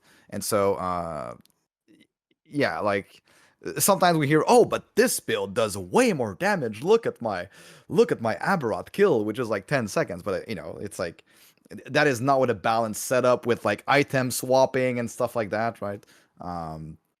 So we do strive to get more of a balanced approach where you will succeed in general in all areas of the end game, whereas you're not just focusing on the one specific bossing setup to showcase a 5-second Aberroth kill, right? Yeah, I also sorry, Volka. Yeah, it's like I think the only actual like glass cannon build we have is Ballista, right, Bina? And Yeah. and even Shatterstrike actually is tanky. So I think Lizard spent quite a bit of time optimizing the Shatterstrike. So yeah, yeah, it's just like about making sure that the builds are reliable and they're good, and especially for what the patch it's gonna challenge you with, right? Because again, I always use this metaphor, but it's very hard to design a good car for a track that you haven't seen, right? If you don't know if you need curves or you need top speed, or depending on what the track is, you're gonna build your character differently and different tires and all that.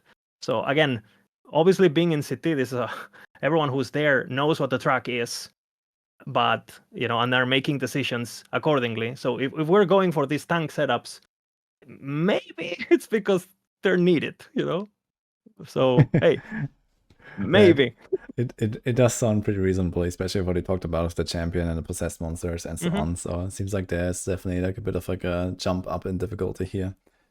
And like another thing that is interesting in this patch is that we're gonna get the mastery respecs. So since you're on the topic of like builds and like progression and like we have like all these different viable options, I guess it will also allow people to actually experiment a lot more just playing one character, right? You can make a loot filter where you can maybe, show stuff for different builds, you color them in different colors, and, you put them in your stash, and then later on you're gonna just respec your entire character and try something else, right? So I think that's really cool.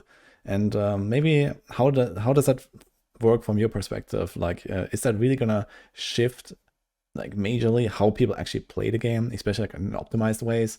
Are people actually gonna like start this mastery and then go switch to that mastery and then go switch back or something like that? And maybe Tara can even speak to that here since he's doing the leveling guides. Yeah. I guess that's gonna be like a pretty big topic here. I feel like the community is it's pretty new game, even though it has been in like early access for a long time, but not a lot of people were playing the game back then. So I guess like the min-max mentality is not really there for last Epoch. A lot of people are still looking at just a fantasy, something that plays well.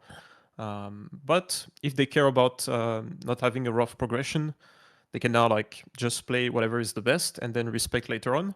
Just know, guys, that the gold cost that they announced in the patch notes, it's around a third of the gold that you acquire up until that level. So let's say you want to respec at level 70. The gold cost is 100k, and you get around like 300k, 400k gold by that point in the game. So yeah, you will be fine respecing if you want to do that. But yeah, some masteries they are very rough to level up with. There are not a lot of them, but yeah, I think it's also for me obviously better. I can focus on a lot less builds on max roll, so we have like higher quality builds. But yeah, I don't know about endgame if it's going to change anything. Yeah, you actually used to have one leveling guide per mastery in the past, right? Yeah. And now it's just like, okay, one per class, so you actually shrunk it by a factor of 3. But on the other hand, I guess you like put a lot more time and effort into testing and min-maxing them. And I even like to tell you, I even went beyond leveling, and I only picked builds that can actually farm all of their gear for any builds in Empowered. So any of the leveling builds that you're going to see on max roll for 1.2, and you can already see them, by the way, they can all be played in Empowered in 200, 300 corruption, and just going to do fine just to farm your gear, and then you transition to some other builds. I think another avenue that we need to talk about is that it's also going to prevent the feels bad moments where, say, a player wants to explore the game. He starts a certain mastery, gets to the start of the end game, start of monos, get maybe to empowered, and feels that he made the wrong choice, and he doesn't want to re-level or redo the campaign, and it's a first-time player. He can just, okay, I'll just I went on my own. Maybe I need a build guide because I made some wrong choices. I made some wrong turns, and then he can just respec and not have the feels bad of like, man, I have to start from level 1 again. Let me just uninstall this game or something, right? But so that's one part. But for the min-maxers, I think it's actually going to change how blasters actually play, because I will never level with anything else than like the best of the smoothest leveling for specific classes now. Like never will I level with a beast master, or never will I level with some subpar masteries in comparison to the other choices. This is such an interesting topic that I'm super passionate about, and I could yap for hours more than I'm doing. But basically, it's do you need a build guide, right? That topic. I don't think you need a build guide on any game. I played PoE blind, and I made a Frostblade Slayer. That made no sense. I still went to red maps. I died every map, but I had fun. It was good, right? So again, you don't need a build guide. The reason why people create this thing of, oh, you need a build guide, is because people are comparing themselves to what the average gamer is doing, and the more the game lives, the better the game gets. So it's like, oh, you don't need a build guide if you're okay being in the campaign for 7 hours. You know what I'm trying to get here? It's like, because the game is so young and people don't feel like the pressure maybe of an economy-based game like PoE or whatever. Like they feel like there's not going to be that big of a gap that other games have, but the gap is there. It's just people are choosing to ignore it because the game is younger. But the same people that follow guides in other games are telling you that in this game they don't need to follow, when the gap that they would cover in terms of progress would be similar. That's what I'm trying to say. And again, maybe that was also because there wasn't really a way to fail in LE before, because nothing challenged you. But I'm telling you, you're not killing certain content. You know what I'm saying? Like, there's gonna be challenges that are gonna put a lot of people in their place, and that they're gonna. I think this patch is gonna be way better to showcase the differences in knowledge between people, and I guess that's all I would say. A good example of that is going into monos early. Like you could do that on a lot of builds, but you would need to farm like a lot of gear, right? Or you could follow a Maxwell guide and don't farm a lot of gear and still go into monos like at chapter 5 when you get into the desert area of the campaign. So this is like a pretty simple way to also see that in effect, because a lot of people don't care about going into monos this early because of what you said with the economy and how new the game is and stuff. I also want to talk just briefly about the skips, because they changed some stuff with the dungeons. Someone in chat was talking about that multiple times. So basically now the dungeons that you do to skip the part of the campaign, we would do that, for example, when you go early into monos and then you drop a key for the Temporal Sanctum dungeon, and then you go back and do the dungeon and skip from chapter 5 to chapter 9. So you skip a big part of the campaign and you unlock your faction by doing this. Now they're going to give passive points and idle slots. So basically what it means for leveling, and if you want to min-max the speed at which you do the campaign, it just means that you don't do certain side quests before reaching chapter 5. This is all it means. So basically saving like a few minutes. I'm going to probably make a video on that on my channel at some point, just to explain it to people. But it's not very big. Like people were asking me about that a lot, so I had to answer. Yeah, it's a good point. You get like how much? 3 passive points and 1 idle slot or something, or 2 passive points and 1 idle slot per dungeon. Yeah, it's is it 2 passive points? I don't remember. I thought It's it's 1 2. idle slot for sure. It's 2 or 3, I thought, but yeah. It might be 2. If it's 2, that means that you can skip a lot of side quests. I still need to figure out which side quest. But I know 1 at least that you skip. It's the Dragon, one. no? It's 2 no, and it's 1 not the idle, dragon. chat says. Okay, so it's 2 Okay, and 1 okay. idle. It's the one where you go into the Lost Refuge in the Rune era. So you know when you start the game, you are in the Void part of the campaign, and right before switching to the next timeline, you go into Imperial era with the ship, the necrotic-looking areas. There is a side quest that lasts multiple minutes where you have to go through a very big area, and at the end you just talk to interact with a book, and it gives you 2 passive points. So you can now ignore that quest because it lasts like multiple minutes just to walk to the book. I guess maybe like you said, Liz, the dragon, there's a dragon where you have to kill, but we'll see. I still need to figure that out. So it's gonna be fun for the people that want to skip to monoliths early. They're gonna be even lower level, even weaker than before. Yeah.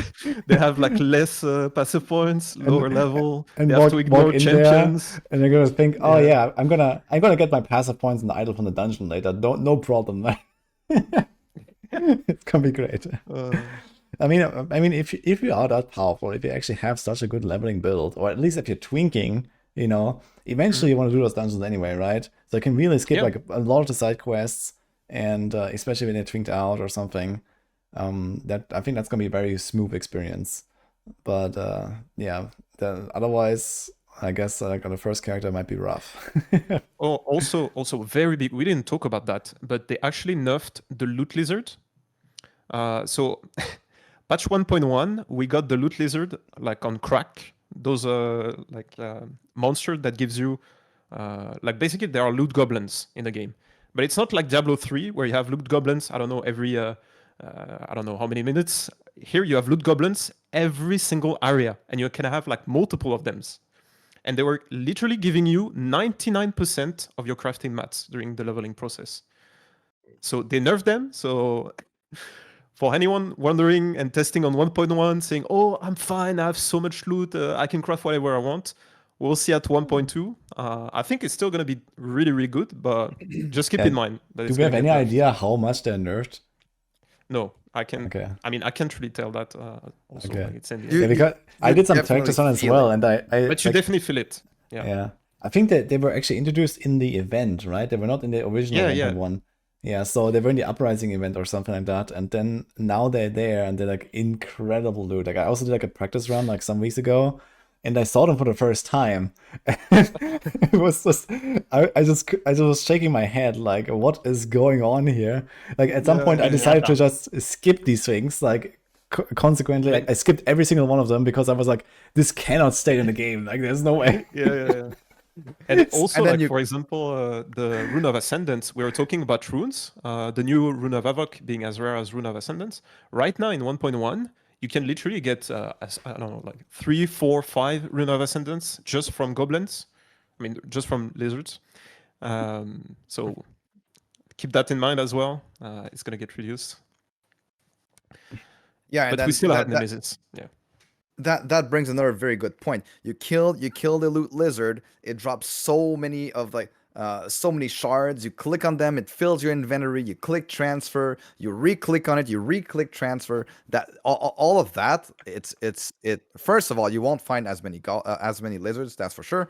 But then again, your inventory won't ever get filled by shards ever again, because now they get automatically transferred to the crafting panel. Same with keys, same with Woven Echo, same with everything.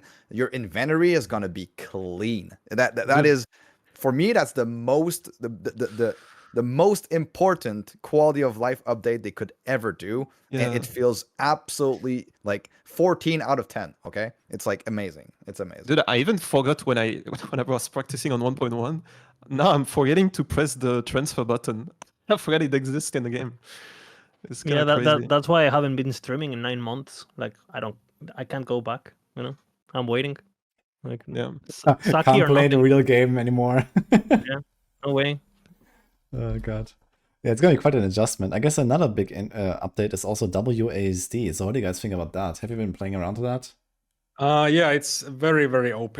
So it just makes the game much easier. That's pretty much the summary of that. I mean, it's way easier to kite with that. It's just better. It depends on the builds, of course. So like marksman, something like a Nova Hammered, anything with like a range play style, where you want to be kiting, it's just massive upgrade. And actually, it's gonna feel good. You will like playing with it's WASD. Cheating, basically.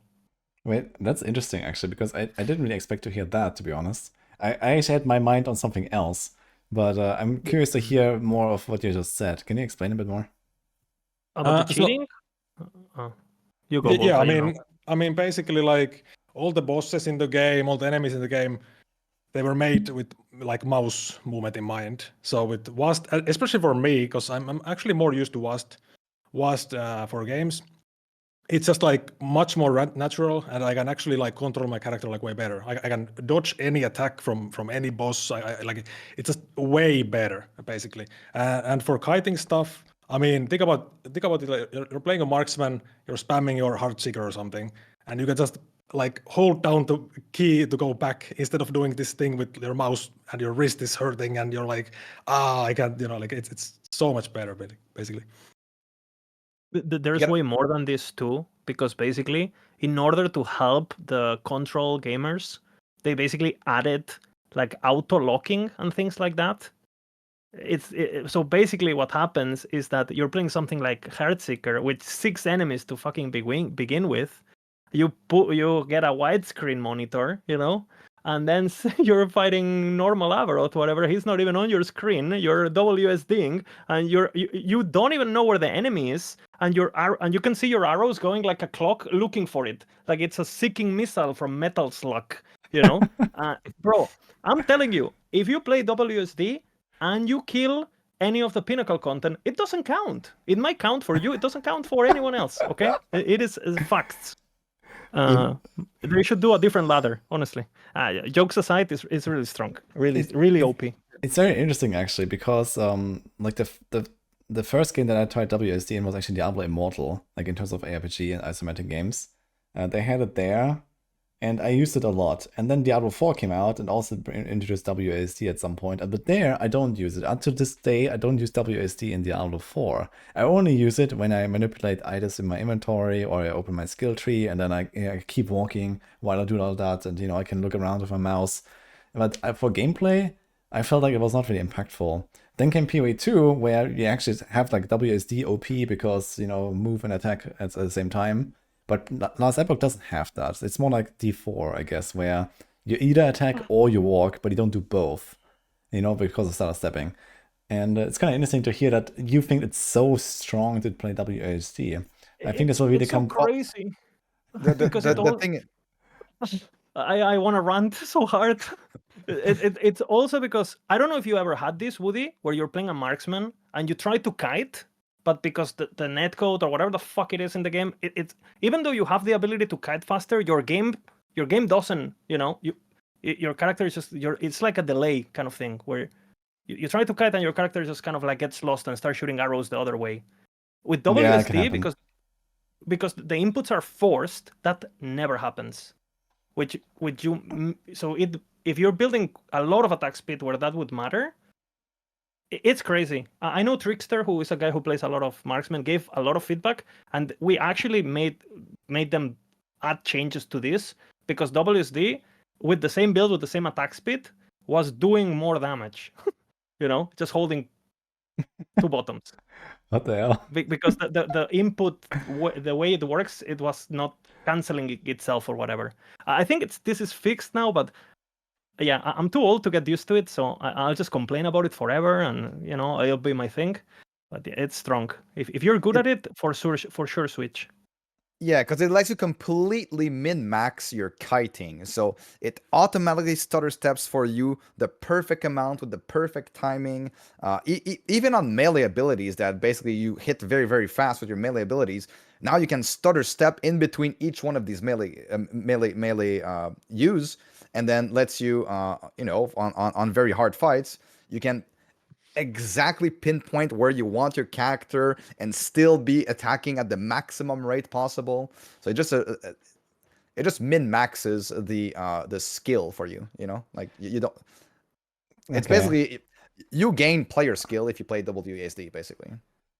Okay, Yeah. it's a small step, guys, but it's a small step towards getting good, I guess. So yeah, I want to temper expectation a bit. I want to do devil's advocate here, because I'm not going to do WASD a lot personally. I'm going to use it in very specific situation, different builds, etc.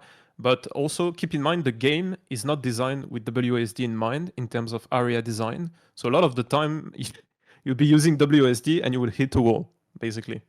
So like in some areas, I would say it's good, but in some others, if it's like a path that goes right, left, like it's not as optimal. Yeah, I mean when we say it's OP, we definitely think about something like a scenario where it actually matters, like where you actually need to kite abilities and stuff like that. So if you just do maps, I mean, maybe click to move can actually feel better. Depends on the player, of course. But yeah.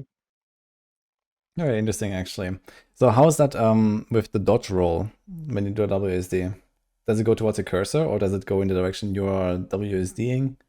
Yeah, there's have the different settings for it. So you can either have it go to the cursor or follow the movement of the WASD. So yeah.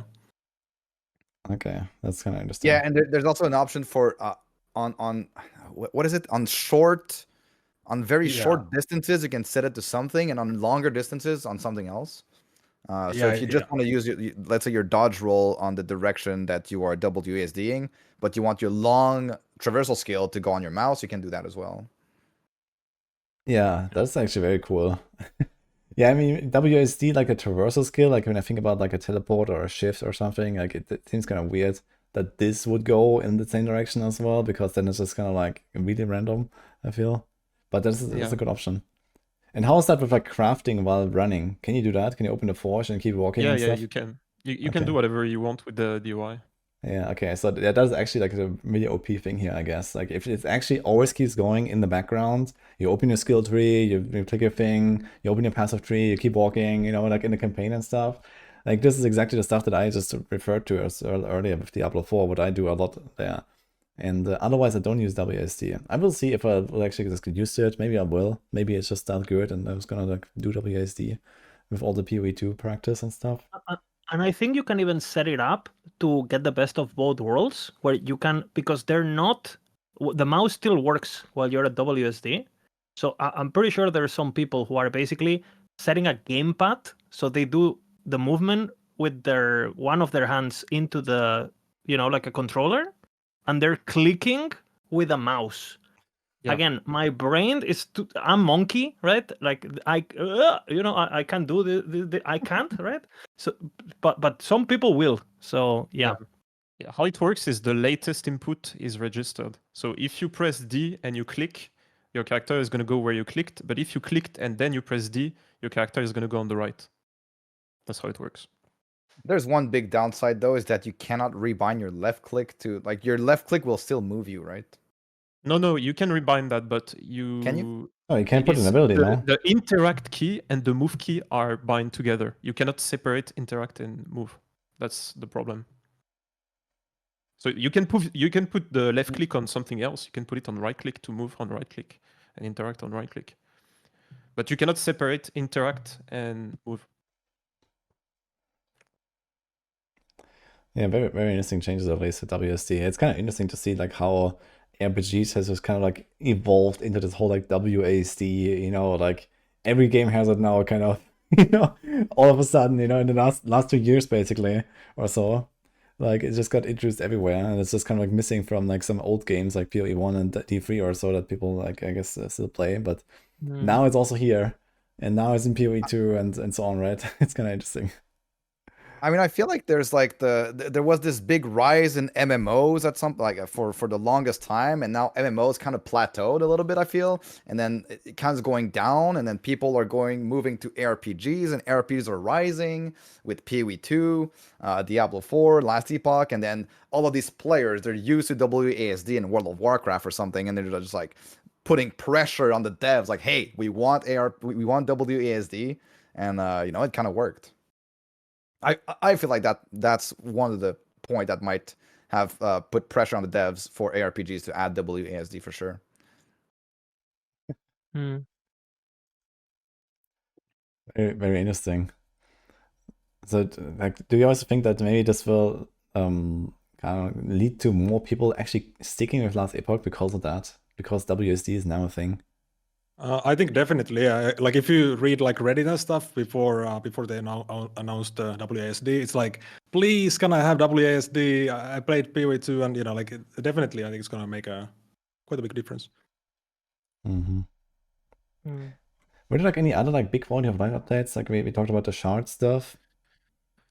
There's the more. stash affinities are getting even more worked on. Ah, yeah, stash affinities. That's actually something interesting. New filtering for LP and things like that. Yeah, it's gonna be pretty crazy. LP, Weaver's Will, because they're adding a lot of Weaver's Will items, right? And some of them are really, really powerful. So now, yeah, lots of options. But the main thing is really the shards and the keys and the dungeons and respawning in dungeons with consuming a key, so you don't have to rerun the entire dungeon anymore. The portal charms would directly go to the boss fight. Yeah, lots Are of we good stuff missing coming for something else? sure. Yeah. I think it's definitely closed a lot of the like, you know, open gaps basically that were still there with like, you know, this was just a terrible design, or you know, didn't really work out or something like that. Now, with that being said, is there like something left that you guys see as like a glaring issue that needs to be addressed, like outside of build balance or something like that, like as a quality of life feature, or just like a missing feature in general in the game? It's hard to say because I feel like last Epoch is probably one of those RPGs where there's the least amount of friction possible and all of the quality of life is there. I guess sounds for loot filter. Now I would be 100% Oh yeah, for loot sounds filter. on loot Loot filters, filter, but yeah. I know they have been against it for the longest time because what they said is they don't want people to add, I know, a sound to something that is a very, very common drop. And so that would just completely screw, basically, like, you know, you kill one loot lizard and you add a sound for every rare that drops and it just explode your ears or something. I mean, do But they you know, play Path of Exile or something? Like when I do an expedition there and I blast into a pack of Yeah. expedition, it's just boom, boom, boom, boom, boom. This is how it goes. I mean, but that's fun, you know, like that's another Yeah. level of dopamine that you can get, and you're like, it lets you, you know, play the game for a longer time because you're excited to hear the sound. Yeah, exactly. It does feel good actually. So The devs have said that they basically are against adding this free, like you can upload whatever sound you want, because they're scared that, you know, people are gonna, you know, add, you know, crazy sounds, and it's gonna be like, oh, you know, like, and they are scared that people log into a famous streamer, they're thinking about buying the game, and you know, every time an item drops, it says Hanus, right? And they have said that basically maybe what they do is they provide like a list in the future where you have a few that you can select, and they're a bit more catered. And talking about loot filters, my thing is like, please let us save a template from season to season so I can just rebuy the things. I feel like every time I think about my filter, I min-max it over a month. And by the time I min-max it, the new season comes, well, not in early, but you know what I'm saying. I stop playing next season. I completely forgot what I did. And it's back to being a hoarder and everything into the same tab. Yeah, please. I'll do it once, rebuy the tabs, you know, please. the stash So, openings talking don't about the stay, stash. right? No. Oh, so you have to actually set them up as you go in the season, basically. It's Yeah. Uh-oh. Yeah, that definitely sounds Yeah, like that's a one bit of big one. a gap here, yes.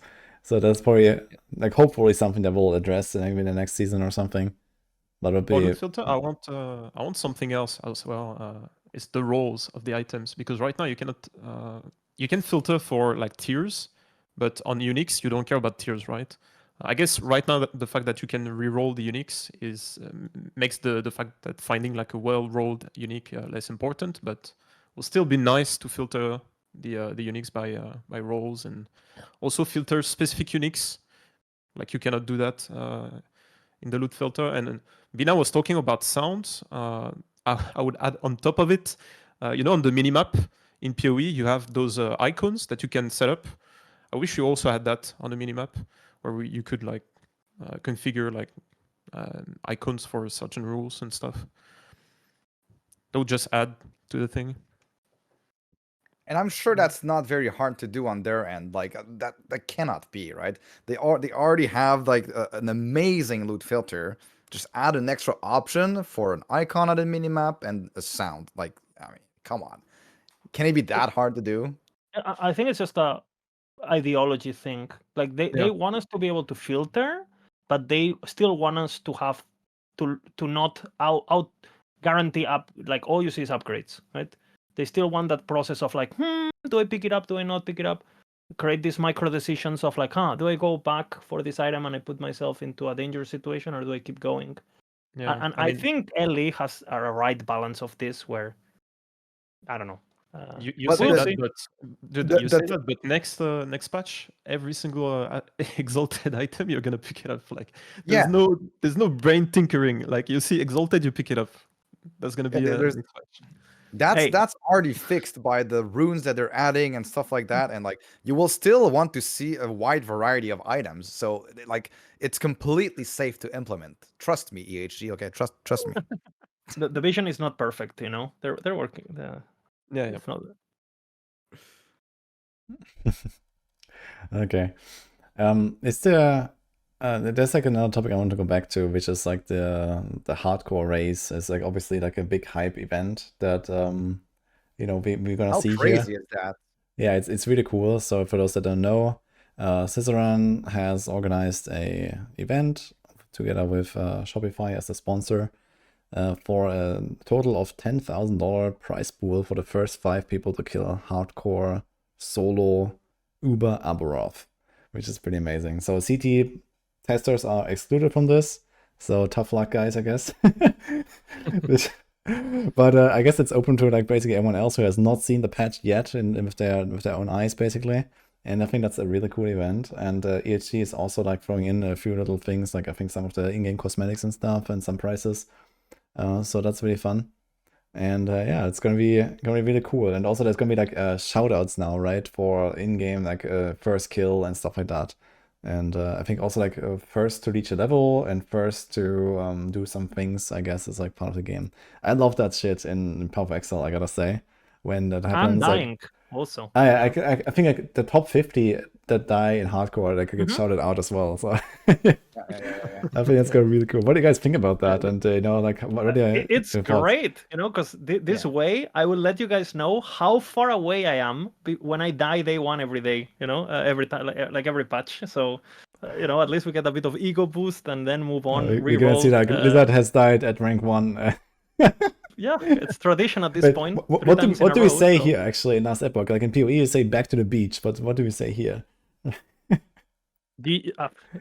Lizard, you suck, haha, lol. No, I mean like like the typical like I don't know, it's like this typical line you say when someone dies in hardcore, right? It's like back to the beach because you always wake up there on the beach with your little one character.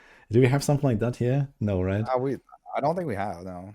I mean, We- there is a name for the first area, but what is it? I can't remember. It's like The road or old something. road. Yeah, the old- yeah. Back to Crossroads. Back to the old road. basically. Yeah, it doesn't really sound so catchy, No. I guess. You know what you could do? Back to Divine Era. That's it. Back to character screen, we say, I don't know. Yeah, I don't But know. this race announcement is just crazy. $10,000 prize pool. I don't know. Yeah, and you don't even have to like stream, right? You can just play the game and you can still win by being the first. So crazy. Yeah, it's gonna There be is very no interesting to reason see. not to start hardcore, you know? There is no reason. Just start it. YOLO, you know? Create community, be part of it. It's hype, you know? Yeah, because one big thing is that if you die in hardcore in a league, you are not transferred to the standard league. You're going directly into just softcore, but you're still in the season. So there's no. I mean, you do lose your ranks of, you know, whether you're Merchants Guild or COF, and you lose your stash, I guess. But Well, I other mean, than that, you know, I think the faction carries over. It's just like the glyphs and the runes and stuff that you're missing out on. The And inventory doesn't, but yeah, the stash. I mean, you can just make another character and take the stuff from the stash that you need, I guess, and that's it. yeah. But yeah, it's really cool stuff, and I like to see that ESG is also like supporting this kind of stuff.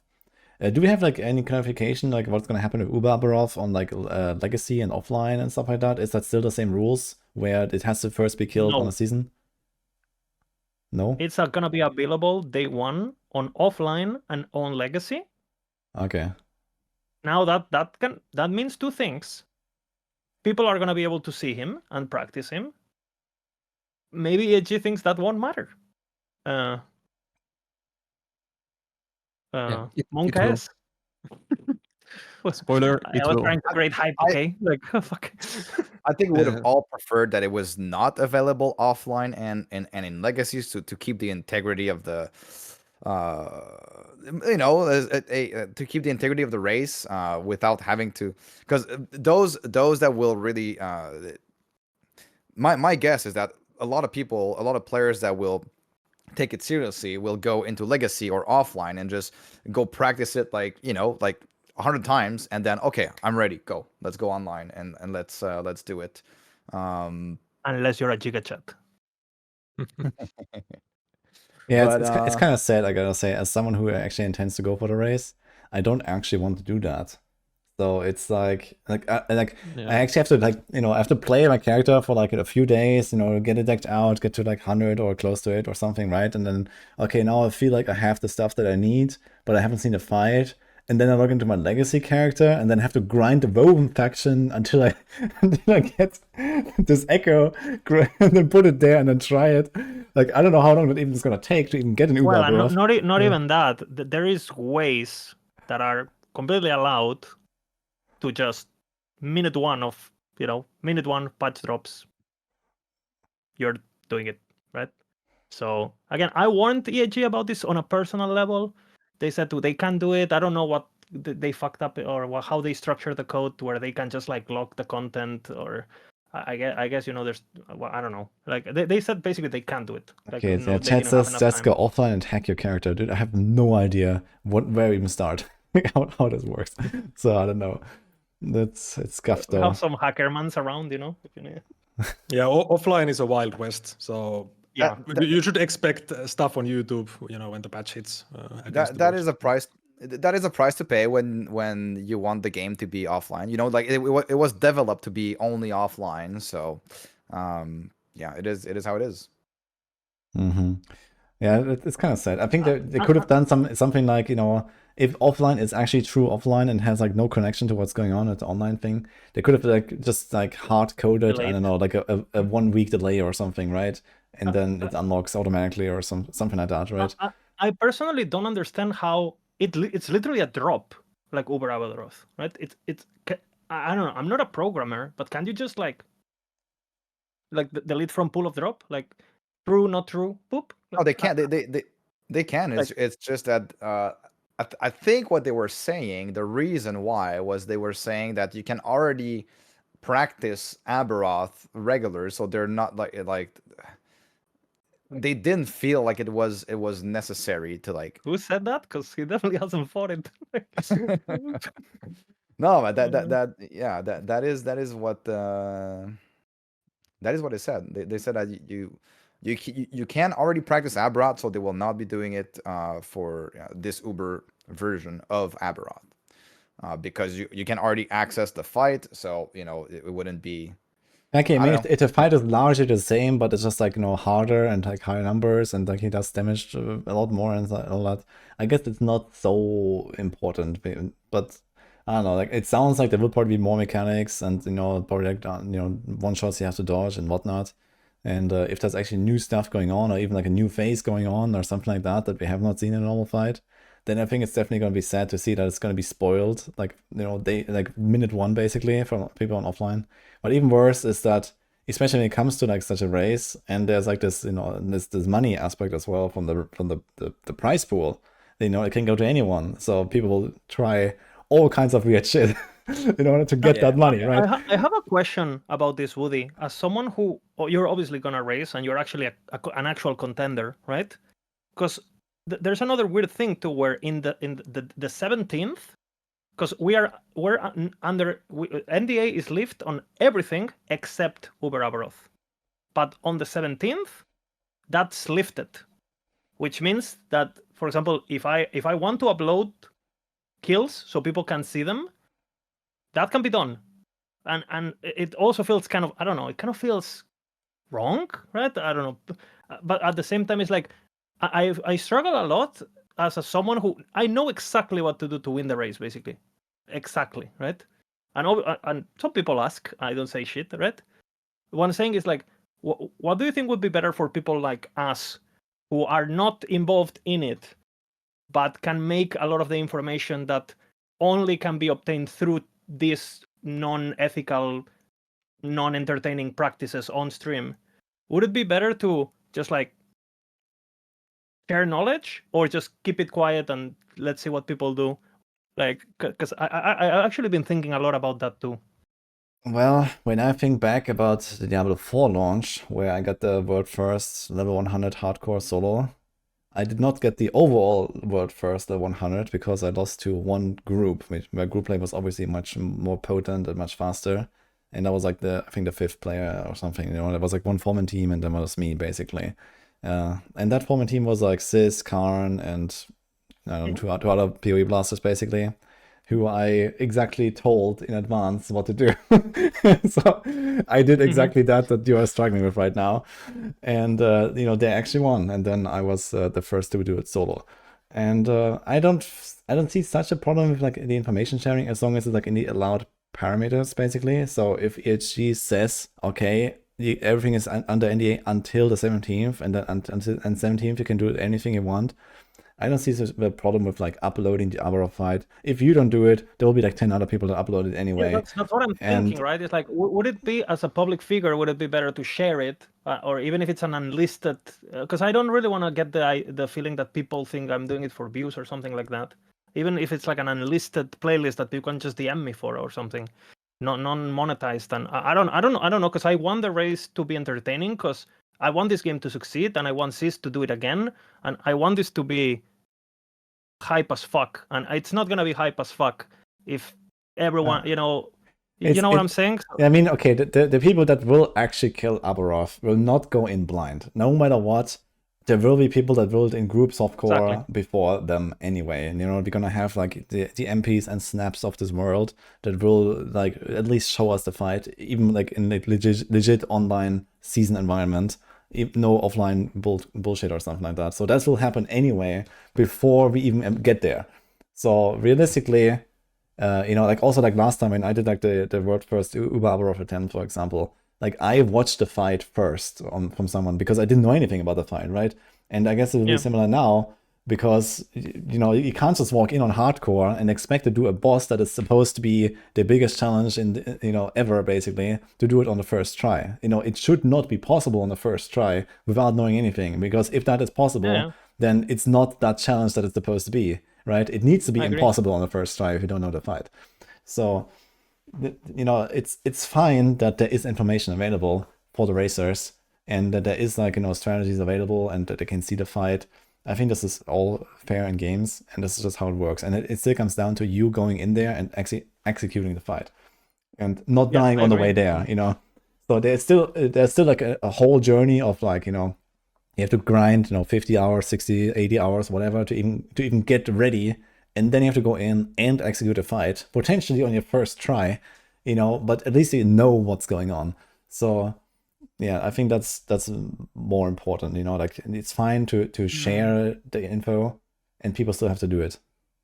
I guess I'm gonna ask this. Someone said that in the comments, and I guess that's a good. I've talked with this about the race. I've been consulting a bit, like just asking me, hey, how long you think it's gonna take, kind of situation, right? Not more than that. He doesn't know anything else. But yeah, maybe I should just like ask. But it's nice to have the takes of many other people and content creators as well on this, because you don't really want to do something. You want to be careful with these things, I guess. Like these things are kind of like sensible subjects, and it's like yeah, I think in the end it comes down to I think in the end it comes down to like EHD just changing their policy here a little bit. Like I think like the way that they're handling this is just like not the best. If they had disallowed, or like if they had put in some kind of like way to not cheat it in offline mode, and not have it in legacy and whatever, right? And there's like some kind of delay until someone does it in season, at least in softcore, but I think even better in hardcore.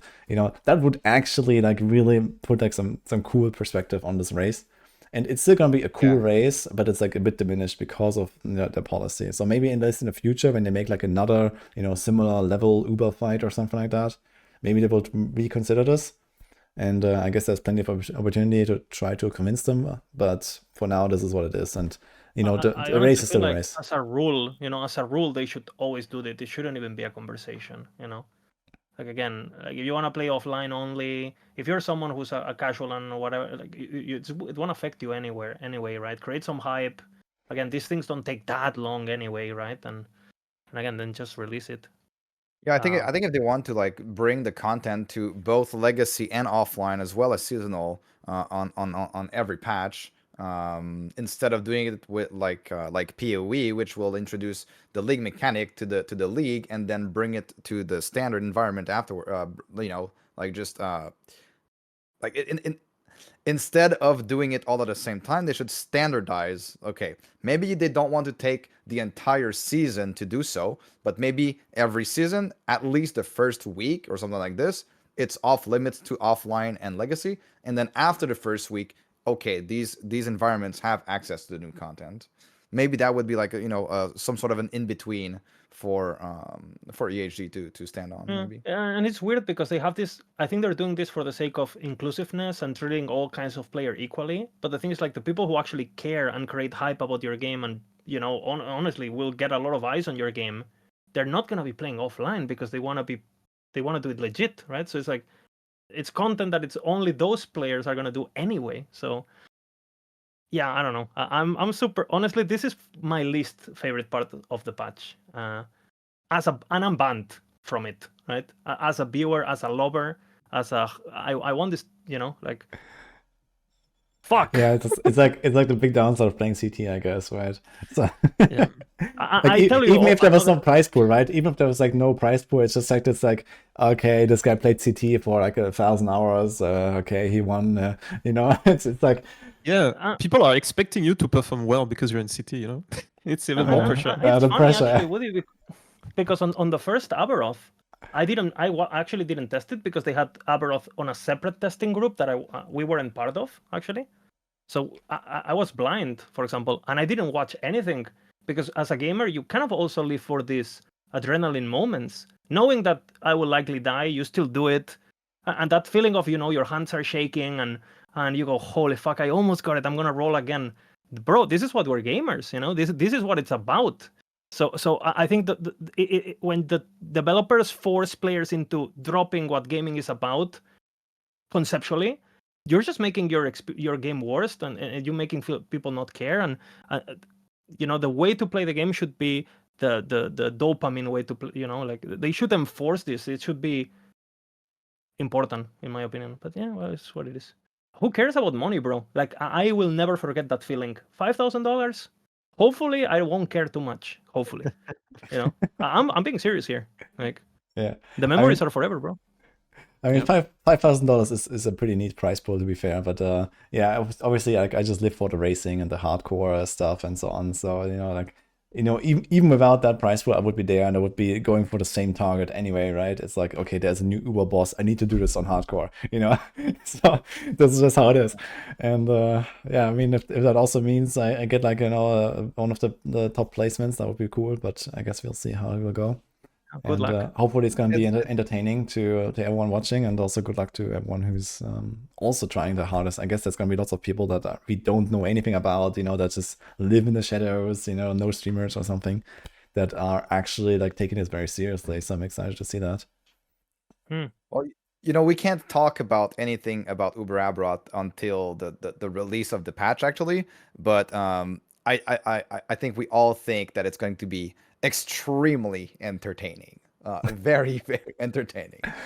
I remember that meme that they posted on Twitter from their last Epoch account, from the original Aberroth release, and the girl with the burning house in the background. It is this meme template, and then it said like the Aberroth and the hardcore ladder is burning. Yeah. That was good. Woody, how we're obviously not gonna say anything. How much harder you expect, and do you want both Uber Aberroth to be over the normal Aberroth? Well, how much harder is tough to quantify, I gotta say. Just HP wise, DPS wise. I don't even know how much HP normal Aberroth has right now, so let's start with that. 20 million at the moment. 20 million, okay. I mean, I can relate it to my characters that I have played in the past, which I tried on the Falconer and I did it on the Avalanche Shaman, and both of them were like kind of like 50-hour-ish SSF characters, basically, nothing really crazy, and they were like kind of long fights. They were like multiple minutes, like 3 to 5 minutes or something, which I think is a really good length for such a fight. And yeah, okay, we have like lots more DPS now. We're talking about builds like everything on Maxwell is supposed to be minimum 3 million DPS. even the trash builds basically. So when I think about that, we will kill Aberroth in like 5 seconds or something, minimum. Keep in mind, the DPS is on the without the DR, so it's on the raw DPS. Because then depending on the area level, so 3 million DPS, you're actually doing 300k, around 300k damage per second to a real enemy at level 100 areas, because there's like 85% damage reduction. I was wondering why the numbers are so large, but okay, it makes more sense now. Yes. Either way, I mean, if you're talking about, okay, Aberroth has like 20 million life right now, and we're going to be much stronger, and we're going to play a stronger build, and there's, lots of new crafting and whatever, I would imagine that the HP is probably going to be at least times 10. Probably way more than that, actually. It's probably like times 100. It's probably like in the billions, if I had to guess, because of how they're trying to like balance around like the OP builds and stuff. If there's actually builds that do like dozens of millions, okay, scaled down to maybe single-digit millions. Yeah. Okay, it's definitely a few 100 million, I would expect. So, I don't know exactly. Maybe like 500 million. It's like my guess, yeah, in terms of like just HP. It's definitely going to be a longer fight, even on a very strong build, I imagine. And I don't know, in terms of damage, I guess there's like a lot more mechanics that will just hurt a lot more, to the point where you might get one shot. I could imagine, for example, like, stuff that you previously could kind of tank, but it was like maybe doing a bit of attrition, like maybe you had to use a potion or whatever. Like the triple slam, where he slams like this triangle shape in like 3 different directions. I could imagine this might be stuff you have to dodge now. So that's like kind of my expectation, at least. Yeah.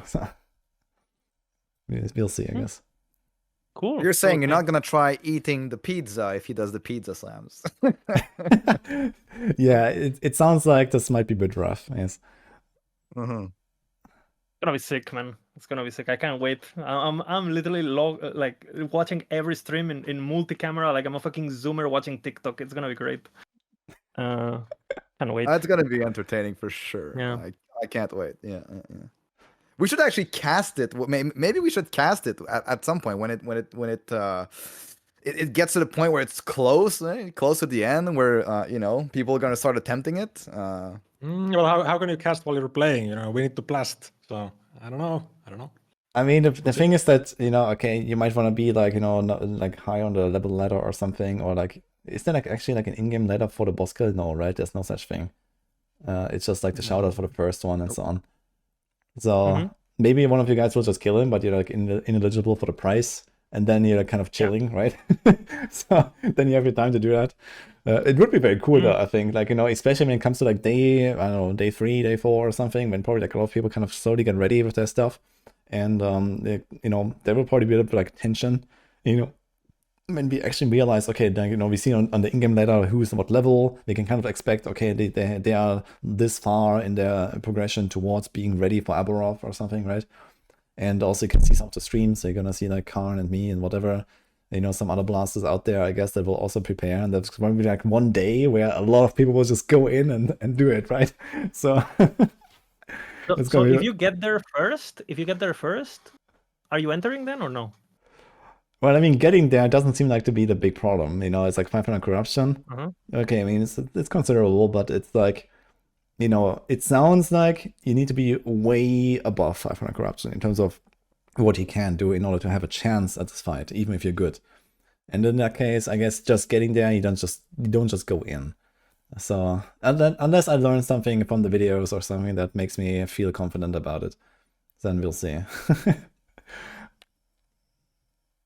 Yeah, I might have to stall. Yeah, I think stalling is going to be a big part of the plan, actually. We'll see. Some YouTube videos, get the playlist ready, Yeah, I mean, you do the strat where it's just like, okay, I have these 1 LP items. Wait, guys, I need to get 1 more LP. Okay, maybe 1 more LP, and then, just a bit of stalling, classic. I mean, it depends, like, because you always have to like consider, like, okay, what are the options? Like, how likely are you to get the next upgrade versus how much will that upgrade do, right? Like, for example, there might be certain breakpoints, like if you're talking about a paladin, then it will be like, the 100% block breakpoint, for example, right? Like, if I don't have that, I'm not going to go in, period, right? Yeah. So this is like one of those things. If I have 100% block and I have like all the other stuff, and then, okay, I could boost my armor by 300 more, like, okay, who cares, right?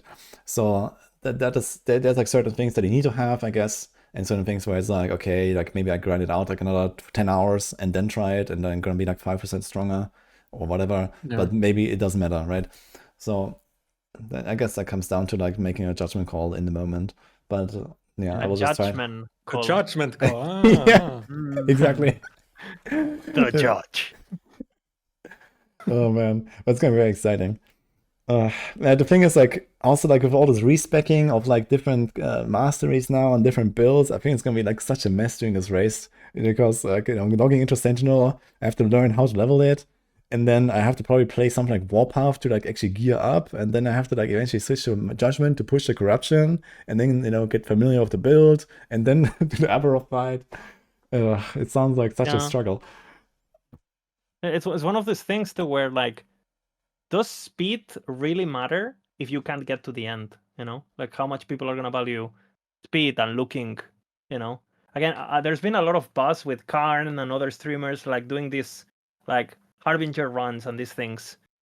Bro, I've never done a Harbinger in that order in my life. Cause why do I want level 10 Harbinger? Or what, like what I'm saying? Like I'm farming my blessings, I'm chilling, I'm doing, I do have to say, it's actually a really cool format. Like an Aberroth race. Yeah, no, Just an format Aberroth is race, cool, but it's very cool. Yeah. Like this could even be like something for like, some kind of mid-season, kind of community events or something. You just do like a fresh start, a count found, or a solo character found, fresh start. You give like some kind of like rule or like, character we are naming rule. developing the ability to track normal Aberroth and Uber Aberroth kills on the macro ladder, and the idea is to keep the patch alive once EHG drains or balls of content, for another whatever months it is. So that's the plan. Mm-hmm. That sounds very cool as well. Yeah. But in terms of like, like actually kind of like community events or something, if you're like guys are doing this, I'm not sure if you have been doing this actually in the past. It's just like, 1 month in, like, hey, we do like a little race or something. I think this can really help to like kind of bring people back or revitalize it, even without a prize pool or so, right? Just for fun. And I don't know, you just make like a new character found, character, give it like, some starting date, and you like you release like some kind of like name, a suffix that you have to add or something, right? To make sure that that's the people, fun. Adding attack, and the idea is also to try to maybe force things that otherwise wouldn't happen. Things like, hey, no one's played Spellblade race. Let's see what happens. Let's see what people cook. Like things like that. We used to do this all the time in the past, before the release, with Vision GL, who is not here today, but he's also part of the Maxwell team. Like he used to do like these weekend races where you would set a certain set of rules. Maybe there's like certain OP items that are banned or something like this, and then you would push arena, and it would be after the was something like 3 or 4 days. Whoever pushed the highest arena won, and it was actually EHG actually were giving some reward points for cosmetics and stuff like that. It was really cool. It was like really a good gathering for the community, and it just need to figure out what kind of community events we can do in the future to kind of like bring this back into LE. Mm-hmm. Do you guys know if there's any plans to introduce something like the private leagues that we have in PoE? Is that like a thing? I wish. Have you ever discussed this, for example, with the devs or something? Yes. Yeah, we did, but a while ago, and honestly, it hasn't been discussed since like maybe 2 years.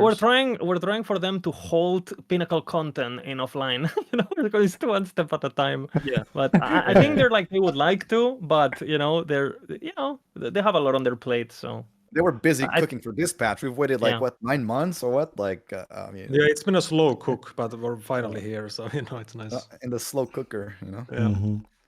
Yeah, it's actually so fun to sit here again and like look at all the stuff of like what last ever came out with, and like talk to you guys. We haven't really had the opportunity in a long time, and I remember like a long time ago we did that for launch and for the season 1 and so on. That's really cool. Like, and I think a lot of people also enjoy that to kind of like see like last Epoch just emerging from the shadows again, and all the content creators with it. And I think it's gonna be really really fun to see how it's gonna go. On a scale of 1 to 10, Woody, how excited are you about this season? To be completely blunt and honest, like, do you think EHG has cooked a really good patch? Does it look good from the outside? Yeah, it's like at least a 9 from me. I think this is probably like the best update in ARPGs that we're gonna get this entire year, I expect. This Based. looks Nice. yeah, Nice. it does look like they have really taken the time that they had, and like, I mean, they had by far the longest amount of time than, compared to any other release lately, but they really put it to good use. So very good. Holy, that is a bold take, very bold take. But Keep in mind, Woody, we've been playing this game for 5 years, suffering through 2 FPS gameplay, people calling us dead on arrival. Bro, Yep. we're like zealots at this point, right? And I can't wait to be like, guys, I knew it was going to be a good game. Ellie, log in. LE login, guys. So yeah, yes. it's very vindicative, like for fucking finally, something where it's like when you feel proud of being like part of a community and part of something, and I don't know, it's just a good feeling at the moment. Hopefully servers take my energy and all that. But yeah, will we enter the first town?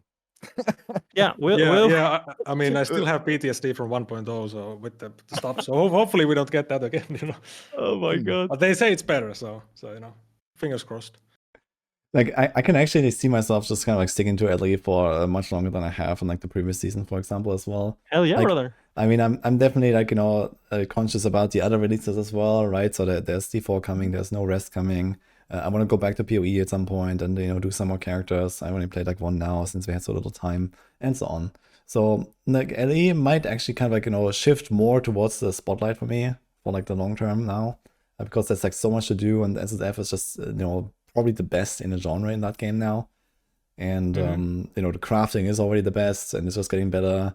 So I think if there's actually like a long-term perspective and the community sticks around, I think it's gonna be really cool. So I'm excited to do a lot more Last Epoch in the future if that all works out. Yeah, that is one massive W for Last Epoch, is that it was designed with solo in mind, with solo self-found in mind, and trading was just an addition onto like that was basically asked from the players that mainly came from other ARPGs. So the SSF portion is amazing. It's just absolutely amazing. Yeah. It's gonna be fun, man. There's also like, every time I play Last Epoch and I pick up some random uniques and I'm like, oh man, I really need to make a character around this thing at some point, and I really need to make a character like that. There's like 100 like items like this in my stash, and I'm like, man, I really want to build something with this at some point. At some point I will have the time. So we'll see. But it would be really fun actually. It's like log in and like blast LE like full time for like 2 months or something. Make like 10 characters. Yeah, we'll see. So, but yeah. Anyway, I think we have covered a lot of topics here. Do you guys have anything else they want to talk about? I think we went through pretty much everything like patch related, outside of like discussing every single build or something like that. Which, by the way, you can watch on Lizard's YouTube channel from their last podcast a few days ago. They talked about everything but Sentinel and Marksman, unfortunately, which was cut off from the video. But there's a lot of good info there. I fucked up. Oh, sorry. Yeah, he messed something up with the sound and the recording or something. But here we are. Oh yeah, good question from chat. Predictions on the hardcore race length. I guess we're talking about the first kill and not all 5 kills. Let's talk about, okay, maybe both. What is your predictions for the first and the first 5? You want my eligible for the race? Yeah, eligible. Yeah. It depends on how much Volka and I sleep, pretty much. Yeah, I feel like I do need to sleep at some point. So no, I'm talking about people that will actually have a chance to win the prize. Eligible people. Yeah. Okay.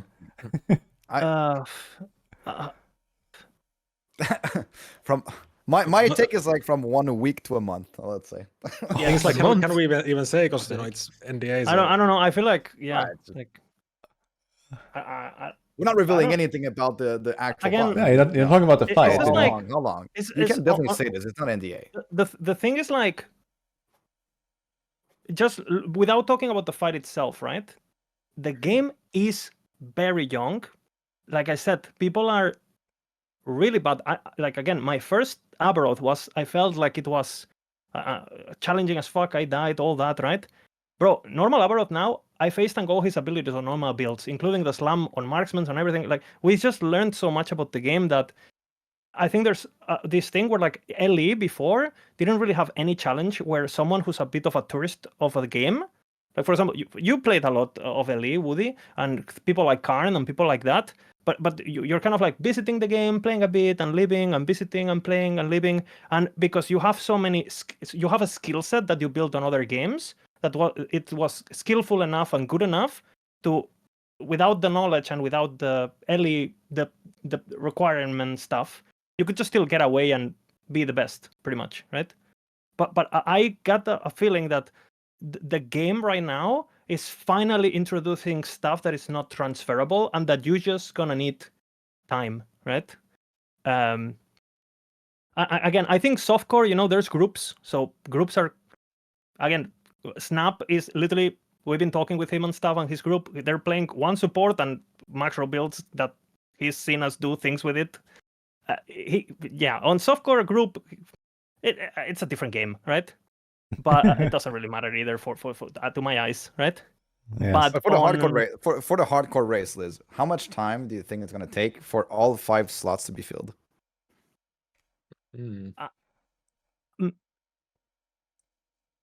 I think we're talking like weeks for like all the slots. I don't know. Holy shit, yeah. dude. I'm gonna. Yeah, I can't. I can't. If I speak, I'm in big trouble. Right? It's hardcore. If you die, you have to go like it's Yeah, hardcore. but we have offline, bro. We have offline. That's the thing. Like, Yeah, that's you can true. practice. It's Yeah. hardcore. It's not Like the same. you could literally progress your hardcore character, then copy it in offline on softcore, and just test and see how much damage you're taking from the boss. Like, and Let's just say something. If there was an offline testing and we didn't have guides, I don't think it's happening. The entire season. Yes. Oh, okay. What? That sounds very fun. All right, it's all right. That's But very the good exciting. thing is we have guides, Being 3 days, guys. 3 immediately days, hopping on the guys. advertising, like Three days, guys. 3 days. I mean, people are very skillful. I'm sure there's some Michael Jordan of, that no one knows who they are, and that they're super. For sure, someone's gonna surprise us, and a legend is gonna be born. But jokes aside, I do think it's gonna be an incredible achievement, like incredible achievement. Yeah. Yeah, even if you practice offline and stuff. Regardless of time, honestly, it's like time won't even matter. I feel. Sounds fun. Okay. Well, we have something exciting to look forward to, guys. So let's see what will actually happen, like in the next, I guess, weeks. Guys, Bilibili gamers only play MG, RMT, softcore 1k HP builds. No Bilibili. What do you mean? They're playing a different game too, okay? A game called Wallet, botting, buying, and fucking... no, stop it, okay? What if they just one-shot Aberroth? But what if he can't be one-shot? And he. If I speak, if I speak, we can't say it. Okay, Woody, do you think he is one-shottable by the highest DPS in the game? No. I think that this is something that I've probably thought about. And it's very interesting too, because also there's certain things, not just for the entire game, right? The state of snapshotting with minions. It's kind of like another game on its own. But again, a lot of these builds being one thing is, you play softcore, you do a bunch of times, you get all your gear, and then you go snapshot and kill the boss, right? But again, getting there on hardcore to begin with, it's gonna be a grind. It's not. You for sure can make a farm character and then make a minion snapshotty whatever like people did honestly with normal Aberroth, right? With things like Falconer and all that, where they would farm with a build and then would just or people did that with Static Orb too. Talking about normal Aberroth, How many people do you think have killed normal Aberroth in hardcore? Probably also not that many, to be honest. I don't know. And Do we have a number? I think it's less than 50. Oh, really? It has to be Yeah. more. but, No one fucking plays this game, bro. Yeah, people And- don't play hardcore. That's true. Yeah. Hmm. And the people who have killed it, a lot of them have played builds that don't exist anymore, and so I don't know. Well, it's gonna be so interesting, honestly. Like we're just guessing at this point, and Yeah, so let's say there it's are gonna be 50, fucking sick. let's say there are 50 people. We can probably expect the same 50 people to try, like race again hardcore or something. But probably And like, half of them are banned. Half of them are banned. exactly half of them are CT. Yeah. So it's like, that's kind of interesting, actually. So it's kind of like as long as you reach the finish line, you've already won, kind of. Yeah. Okay, I mean, we'll see. We're how kind of we go. overhyping it, I'm sure it'll be fine. Again, the moment the patch notes, the patch goes live and the download starts, you're gonna have websites like Tanglabs, data mining, HP. Yeah. So Okay. Yeah, all the Yeah, stats. I need my chat to feed me the info then as I race. Yeah, for sure. As it comes in, basically. They're gonna link me all the stuff. And well, I have to also read it. That's kind of the bigger problem, I guess, because I tend to not read my chat too much during these kind of events. But we'll try. Okay. Oh no, now mods are sabotaging me as well. Ban everyone who does that. Uh-oh. Okay. Anyway, guys, I think we had a really good talk here. So that was fun. Last Epoch, LE login, guys, on Thursday actually, right? That's the 17th.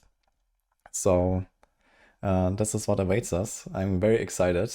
If you guys have anything else, like some last things to share, otherwise just maybe reintroduce yourself again for the audience. Like who are you? What do you do? Where can you find them? Where can I find you? I'm gonna give a shout out as well on my stream here to everyone. And yeah, it was a lot of fun, guys. So maybe it's going in order: Bina, Lizard. Actually, it's turning around this time. Volker, Tarek, Lizard, and Bina. You did it the other way around. Sure. I'm Volka, and you can find me on Twitch at Volka_ and YouTube VolkaVid, and we're gonna be blasting hardcore. Gonna kill Uber Aberroth with Judgment Paladin. It's gonna be fun. It's gonna be fun. Yeah, and I'm gonna be posting just doing a bit of a promo here. I'm gonna be posting a video on all the leveling guides and do a run on each guide up until Abomination, so people can see it. Yeah, just trying to grow the channel and stuff. Well, professional yapper here, Lizard IRL, same as in Twitch. And I actually wanted to take this moment to also thank the people that are here with me, like Volka, Terek, Pina, and also the people who are not on the podcast but are part of the team, like again Amarathi, McFluffy, Vision. We've been not only cooking the guides, but I think we've been cooking a lot of team synergy. Like a lot of the guys that you're gonna see in the website, even though they have the name of one person, they have hours of Discord 4 a.m. talking and cursing and again, it's been a team effort this time, and I just wanted to thank them for the compromise and for being so amazing. And yeah, they're I love them. Yeah.